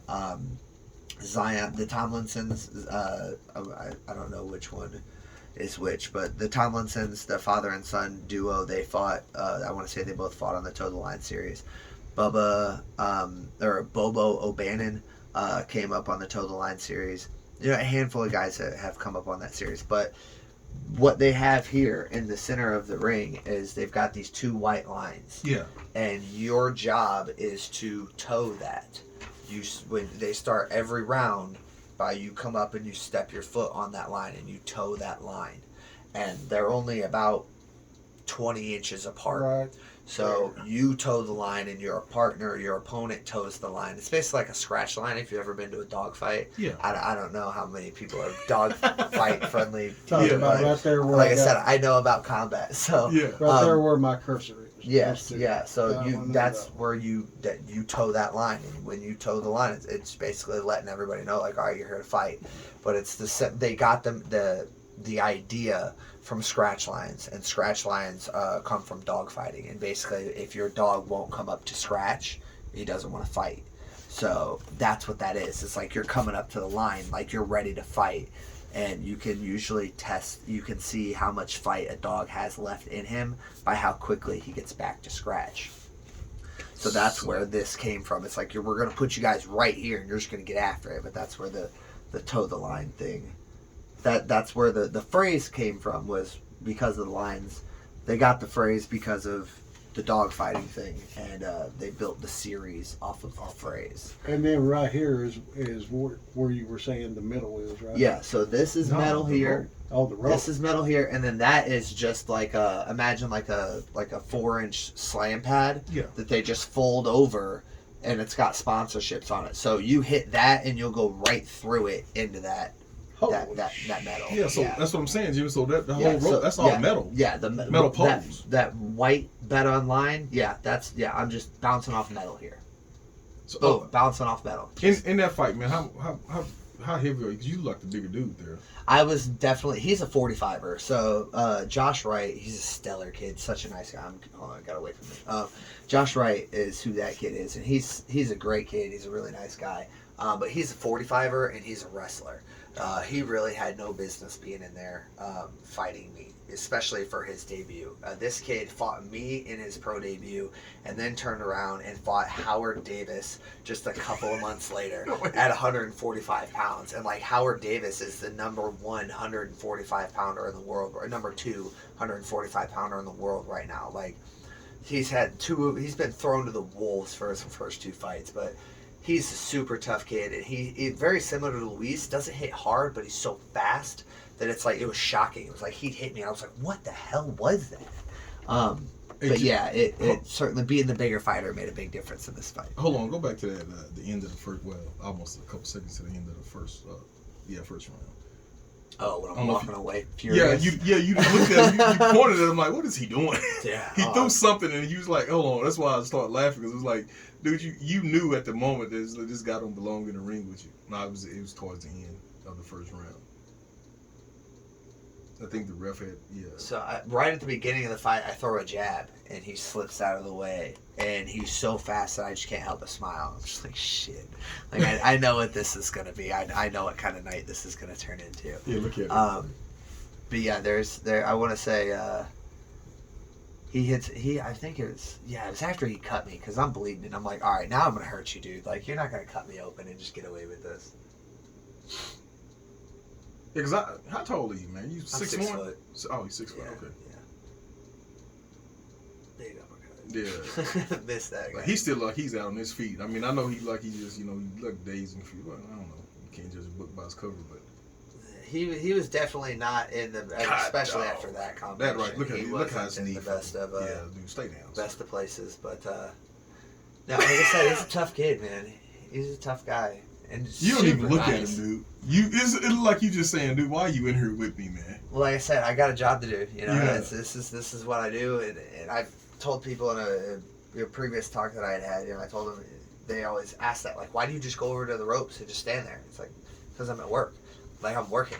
You know, and if I start hooting and hollering and celebrating, and he gets back up, well, you know, my mentality is going to shift, you know? So it's like, I'm at work, I have a job to do, and the ref hasn't called the fight. So I'm going to go over and I'm going to stand where I'm supposed to stand, and I'm going to wait for him to get back up until the ref calls the fight. After the fight's over, yeah, I'll do what I need to do. But until the ref, you know, steps in and calls it, I have to maintain a certain mentality. Man. But yeah, I mean, he dropped me with shots, and then, you know, I got lucky. Oh, good I gosh. That. Yeah, that uppercut to hook combination was nice. Look at that face. Yeah, dude. Look, yeah. Oh man, and that's another thing, man. They got a DJ Tony. If you listen into this, bro, get your shit together, because you mess up my walkout song every time. So okay, speaking of that, what song do you walk out on? So I usually walk out to something different each fight, but it's usually something. So for like this fight, I walked out to, this was the Rocky Road to Dublin. And I don't know if you've ever seen the Sherlock Holmes movie, but he's in a bare knuckle fight in a bar in like the first 20 minutes of the Sherlock Holmes movie, and the song that's playing in the background is the Rocky Road to Dublin by the Dubliners. So I came out to that song.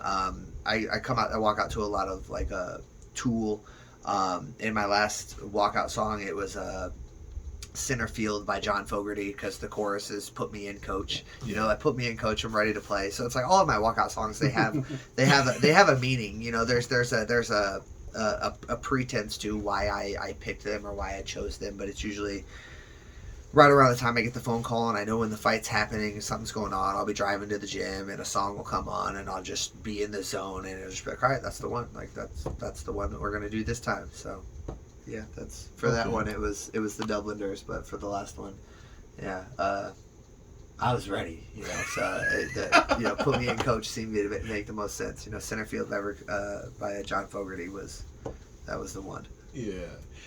So tell us this, man. When you doing that, when you walking out, man, I mean, so basically going through your mind is just basically just, it's business. I'm coming out here to do business. I'm coming out here to handle my business, and it is what it is. Whatever happens, happens. Right. You know, yeah. I mean, all the preparation, all the hard work, all of the everything. It was all done previous to that. You know, like you don't win the fight the night of the fight. You win the fight in the weeks leading up to the fight. You win the fight in training. You win the fight in your diet. You win the fight in your sleep schedule. You win your fight in your habits leading up to that fight. That's what sets things in motion for you.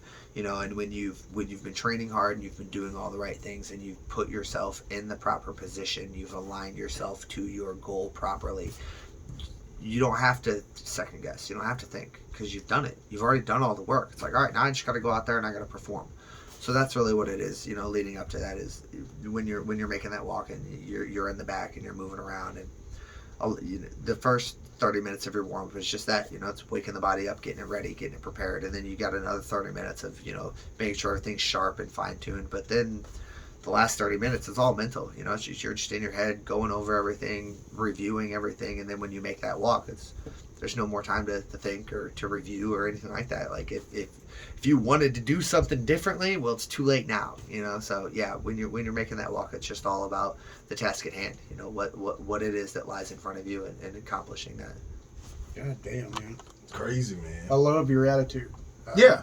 Everything about you, I mean, your persona, of course, the fucking mustache. I love it, man. I mean, I appreciate it. You got that winner's attitude that, I mean, it's like you click it on the beast mode, you know how to turn it back off, too. Oh, yeah. That has been a learning process, turning it back off. But I think that's something that I've kind of adapted or adopted as I've gotten older. You know, the civility had to come out of me a little bit, you know, especially when you're working in a professional world and, you know, with people of high status. You know, like I have dinners and stuff with like the mayor and the chief of police, and you know, it's like when you're putting yourself in that situation or that echelon, like I was talking about, there has to be some civility to you. You know, you have to be able to tone it down and be a little more run of the mill, and I wasn't like that for a long time. You know, early in my career, I would say all through my 20s, you know, into my 30s, I was wild. You know, but this is, you know, as like I said, I've gotten older and I've matured. It's been something that I've gotten a better understanding of who I am and why I am the way that I am. So it's allowed me to be more comfortable in my skin, and that comfort along with that confidence is what allows, you know, this cool mustachioed, you know, man to just ooze confidence for you guys. You know, it's been a career of learned habits. Just put it like that. Yeah. Well, Tom, I'm definitely a fan, man. I'm glad you came on the podcast. I mean, dude, I mean, what Eric told me about you, I got online, of course, and looked you up and watched a bunch of your YouTube fights. Badass, man. Thank you. Love it. Thank you very much, man. If I can. You definitely turned me on more today as a fan, and me and Eric, man, we're going to be in your corner. If we're even just watching TV, we're going to be right there in your corner, man. Thank you very much. No, I'm already, when I get to the house, man, I'm already about to buy. I've seen a couple shirts that I want, man. Like I said, dude, that's how, like I said, man, dude, no, man, it's crazy, man. You know, a lot of people don't give people their flowers while they can smell them. Yeah. Dude, I'm telling you, man, it's just something about people that has it. And you know what it is. You know, it was growing up in football or basketball, and that person has it. And we never know what it is, but you know But they got it. They got it. Yeah. So you that person, man. It's like one thing I want to ask is, have you always been like a down to earth guy, or is this just something that you learned to go over your career? Yeah. So like that's kind of what I was saying earlier. It's Yeah. like this is a learned habit. You know, I had to because I was a bad kid. You know, and I got in a lot of legal issues, and I beat up a lot of people, and I did a lot of stupid stuff when I was younger, and I suffered the consequences of that, and that forced me to grow up and age, you know, in a faster manner, so to speak. And you know, I've had, for only being 33 years old, I've had a lot of life experience. I've gone through a lot of things, personally and professionally, you know. So it's for me now. I'm in a position where I understand how truly blessed I am. I understand that there were moments in my youth that I shouldn't have made it out of. There were times where, you know, I did and said terrible things to people that I would never want somebody to do or say to me, you know. So it's like I've been that bad guy, and I don't want to. I you know, and I've seen the repercussions of that. So now that I'm older and I'm more mature and I understand, you know, that everything that I do matters, I'm trying to be more conscientious of that and make everything that I do matter in the true meaning of the sense. So, you know, I'm trying to be more conscientious of the things that I do and the things that I say and the image that I present to the world, because it does matter. And I know that I'm not the most famous or not the most popular human being in the world, but I'm on enough of a platform to where people look up to me, and, you know, there are kids, you know, listening to what I'm saying and you know, trying to emulate the way that I act and things like that. I'm a role model in that sense, so I need to be the best version of myself that I can be.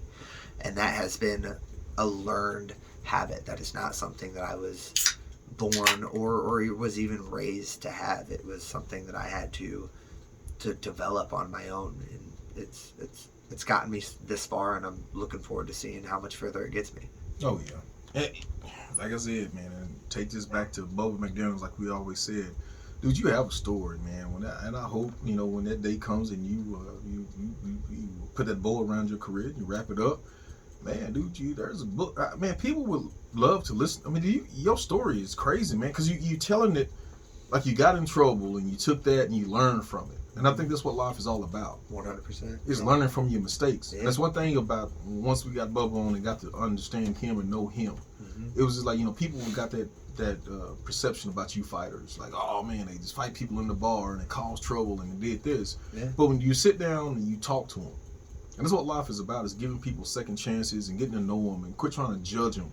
Because we, in society, I think we're so hard because we judge people about their religion or the way they look or the color or the race or this and this. But if you just get down and do the nitty gritty and get to know people, like, dude, man, like I said, we would have never known that you was going through all that. But then I guarantee you know, we can talk back, you know, when you was beating up people or whatever in your past. Oh, you had him on your show. It was like, dude, this dude's a cool guy. I don't know what he was. You must have did something or said something. I mean, I don't know what you did. You know, it is what it is. You're wrong place, wrong time. I don't know, but it just seemed like you learn from your mistakes.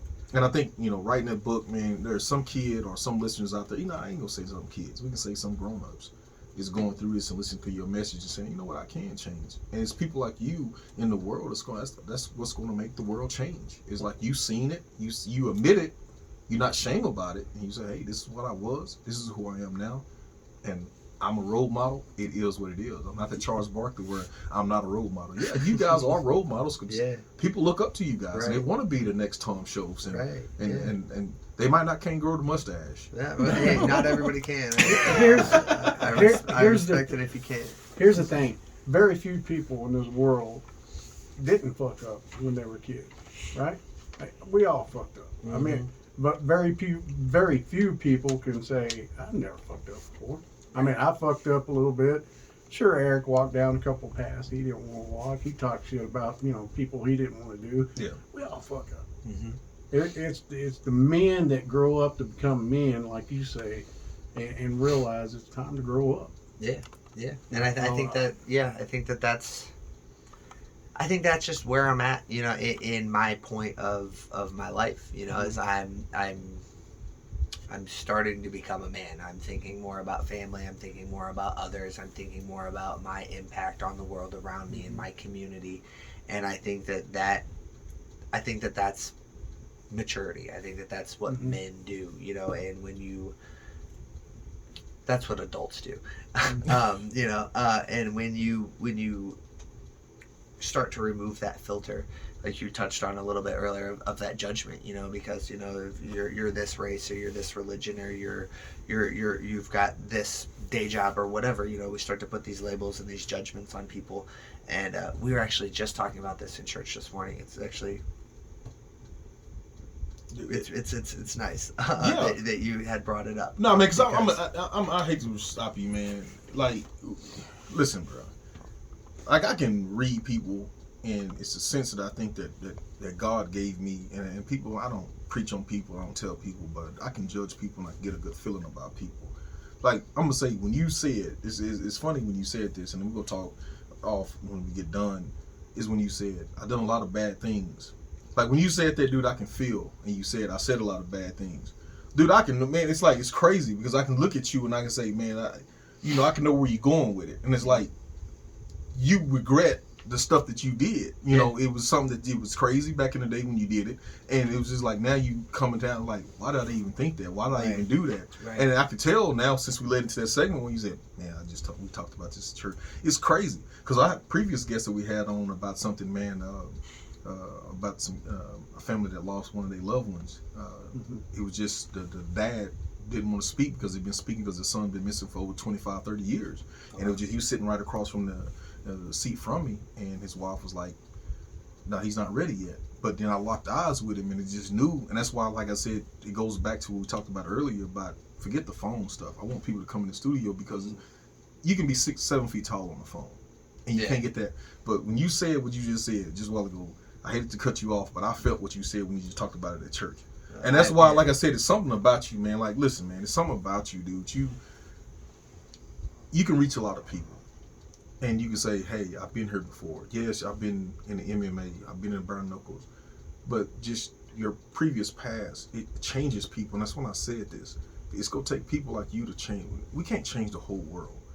But people in the Latin community, man, you can help out a lot of young kids. Because the kids are going through a lot of bad stuff. Right. And they're being taught a lot of bad stuff inside the households. Mm-hmm.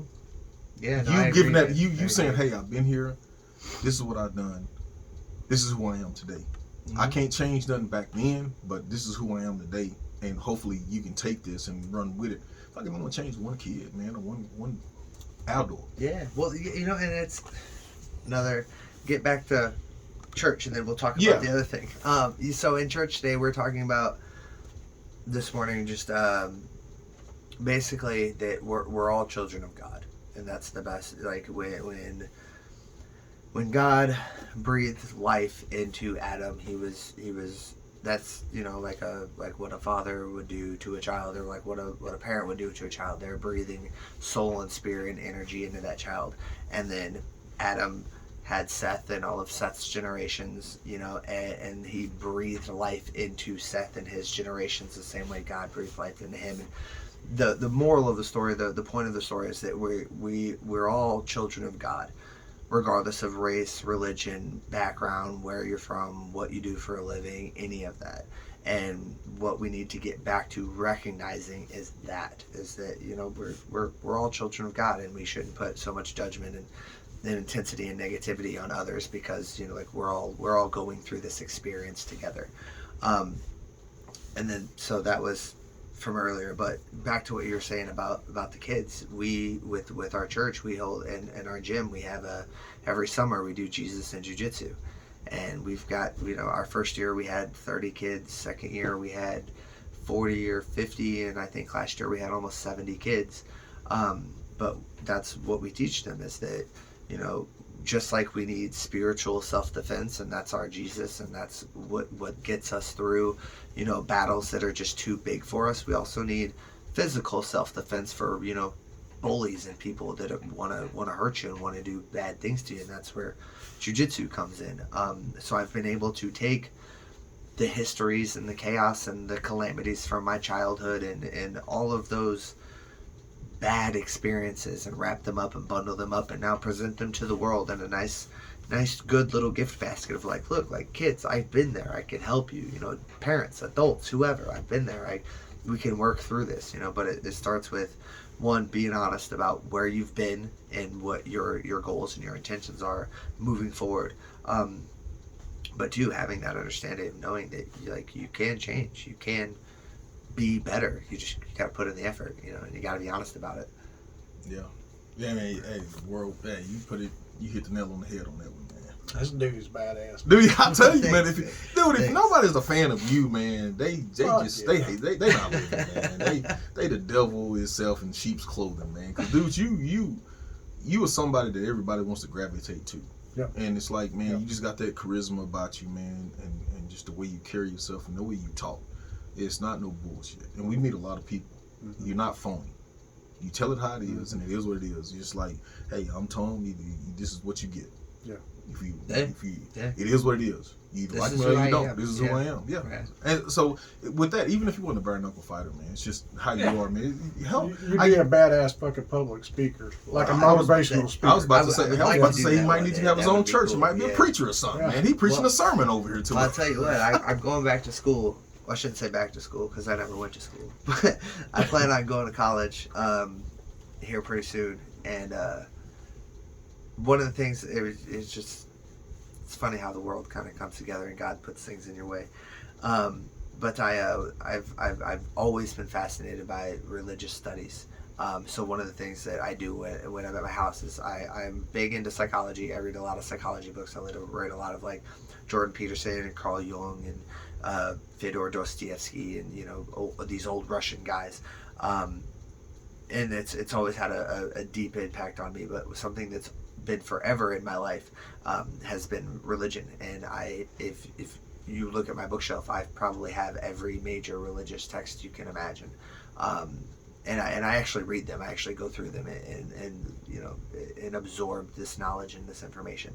So it's comical to me that, you know, I was just talking to you know, my fiance, you know, a month ago about going back to school and, you know, and how if I wanted to study religion, how I would eventually have to go to seminary school and things like that. And now you guys are like, well, he's going to have a sermon and be giving his own preaches, and, you know, it's just funny. It's how the world works. You know, it's interesting. Yeah. Well, I mean, that's one thing about me and Eric. We sit here across from a lot of guests since we started this podcast, and we can basically read people, and I can read when somebody's fixing, you know, to mess up or something and go to dead air, so I'll jump in or something like that. But dude, ever since you got on this podcast, and I told Eric before you came in, I said I think he's a real religious guy, because, you know, he talked about going to church and stuff, and then every time you responded back to me, you responded back with prayer hands and stuff like that.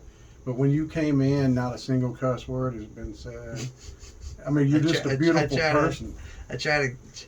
I got a foul mouth. I'll be completely honest. I have a foul mouth, but like we were talking about earlier, I know people listen to this. I know that, you know, you're a beautiful person, dude. Well, thank you very much for saying that. That warms my heart. Yeah. You know, but do you have anything else you want to plug? I know you got to get back to Lawton.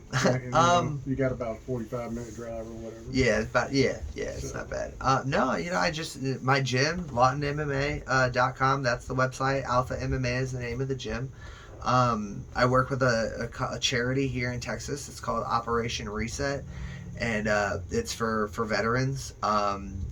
They take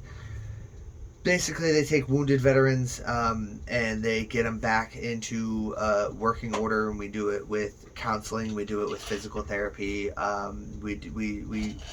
We've got a bunch of different avenues of approach, but the predominance of it is through canine training. We do a lot of canine training with it as well. So Operation Reset, that's based here in Texas. So I'd love to be able to give them a shout out if you guys are interested in that. OperationReset.org is that website, but you can follow them on Instagram too. Vodella, they're a clothing brand. Oh yeah, plug your shirt. Yeah, Vodella. You know, Zach Dillard, he owns that. He's an author as well. He writes like sales books on how to be an expert salesman. But he's a great guy. He's been helping me out a lot with my training camps and stuff. And then one thing that I would like to kind of plug for myself personally is I have my fight shorts from the fight with Luis Palomino. I have signed them. I have sent them to Luis, and he has signed them. And we are going to auction them off in about 2 weeks. And then we're going to donate that money to Operation Reset and that charity. So if anybody is interested in, having some fight memorabilia, some signed shorts covered in blood and, all that good stuff, keep an eye out on my Instagram and my Facebook, and I'll let you guys know when the auction will be there, and hopefully we can, make some good money for this charity. And I believe go that from look there. good right here in the Broken Glass studio. Oh yeah, well I'm telling you right now, we bidding. Well, beautiful. Yeah, we I'm bidding. glad to hear that. But yeah, no, that's it for me. I'm not the most braggadocious human being in the world, so I'll spotlight the gym, and if you guys want to hit me up on Facebook and Instagram, and we'll be friends in that level. Sweet. You want to get some training in? You're in Southwest Oklahoma. Come down, get some training in. But that's really it. That's me. I'm Tom Shoaff, the Gentleman of Violence, and this is what I love to do. Love it, brother. Oh yeah, man. I can't express enough of our appreciation for you coming down and Of and being course. on the Thank show. you guys so much for having me. So beautiful, one hell of a guy, man. And just taking the time, man. That's the thing, man. I mean, I know you're a busy guy, and especially being on January 1st. Yeah. And tell the missus, man. I mean, y'all probably had plans and stuff, and hey, and I could have told you, man. You could have brought her in. We had a seat there. Y'all didn't know, but like I said, man, just you just been a down to earth guy, man. I mean, a lot of people would not, reach out to us. I mean, reach out to a lot of people, and you get a lot of, hey, blow you off, and it is what it is. But the moment I reached out to you, man, you responded quick, fast, and in a hurry, and it was like, okay, man, all right, we got something here. This guy's down to earth. But like I said, man, like Jimmy had said, man, you're just a different person, man. Yeah. I mean, Well, I appreciate you guys saying that. if Makes my heart smile. yeah, hopefully 2023, man, and like I said, I'm not no preacher, I don't preach to nobody, but man, if we just all come together and just be like Tom Shoaff, man. I mean, man, we can make things happen, man. I mean, dude, he's just, yeah. I mean, I don't know, man. And I'm gonna be looking out for you. Like I said, definitely, man. We already hooked up with you with our page on Facebook and my personal page, man. Dude, I'm definitely gonna be just reaching out to you, man, and anything you got going on, man. I hope that we can be a part of whatever we can do, even if it's trying to get messages out, man. Just hit us up. We go plug you. No ifs, ands, buts about it. And like I said, I'm gonna take you up on that offer, man, because I go to Lawton all the time. So I'm gonna stop by, man. Hopefully, I stop by. You be like, who is that guy? Just remember the bearded guy, man. I'm just, hey, I'm Eric, man. You guys want to like I said, up. We'll have some drinks. We'll hang out. We'll get some food. Punch each other in the face a little bit. Well, I don't know about all that, man. It'll be a I'm talking good about time. punching the bag, man. All right, well, But I I'm gonna tell can you show this. you how to do that too. I'm gonna tell you this, man. This is what I really want to do. I took it off my speed. I really want to learn how to do the speed bag. I know this is crazy. Okay. I done looked up YouTubes, and it's the older guy. I can't think of his name. But I know what you're talking about. Yeah, man. He just does outrageous things with the speed yeah, bag. and he I makes can't it do all makes it that. seem effortless, like it's 1, 2, 2. It's a cadence, and I'm like, man, so I took my speed bag off because it just it intimidates me, man. It's like I'll put it, stop, put it, and then I'm like, man, whatever, man. I just took it off, man, and I'll just leave it alone. But I really want to learn how to do that, and I think I'm gonna take you up on that, dude. I'm gonna do it, and like I said, there's nothing, it's a business that you got, man. But that's what I want to do, and I even told a couple of people, I said, man, I want to do that. Instead of just going there hitting the bag, I will make you almost professional at the speed bag in one session. I'm telling you. What? I'm not working both hands, getting a rhythm, being able to double tap and rotate, and being able to go through that. I'm not saying you will be lightning fast at it, and I'm not saying that you'll be so good at it you'll never want to practice again. But what I am saying is one session. You give me one session, and I can have you working the speed bag like a professional. It's not hard. Damn. Just like everybody talks about on those YouTube videos, it's all about rhythm and cadence, things like that. If you can find a rhythm, you can find a cadence, you can build up the pace and intensity, and that's what it's just. You got to start slow.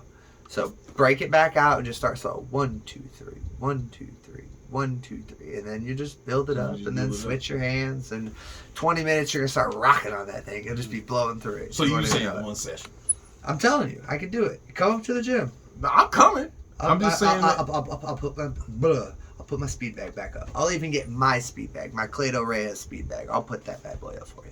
Okay, and another thing too is this, man. I know I probably don't have the proper gloves because I got those little 8 ounces UFC deals. That's all right. But when I hit the bag, man, I gotta hit the top. I don't know why I was trying to hit the middle because they haven't broken in, dude. That man, I damn knuckles, man.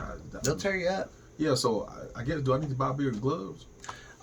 Yeah. So I wouldn't recommend using MMA gloves to hit the bag. Yeah. That's gonna tear your hands up worse than anything. Dude, and plus we drive, like I said, drive similar. I couldn't grab. Yeah, you're gonna cut all this stuff up, and then your hands aren't gonna want to open. Yeah, no. If you're gonna be working on the bag, you should just get bag gloves. Okay. And you can go heavy, you can go light. It really doesn't matter. They even make this they look like mittens. They're like leather mittens that don't have any weight on them. You can even go as far as doing something like that if you just wanted to if you didn't want any padding at all. But still protect your hands.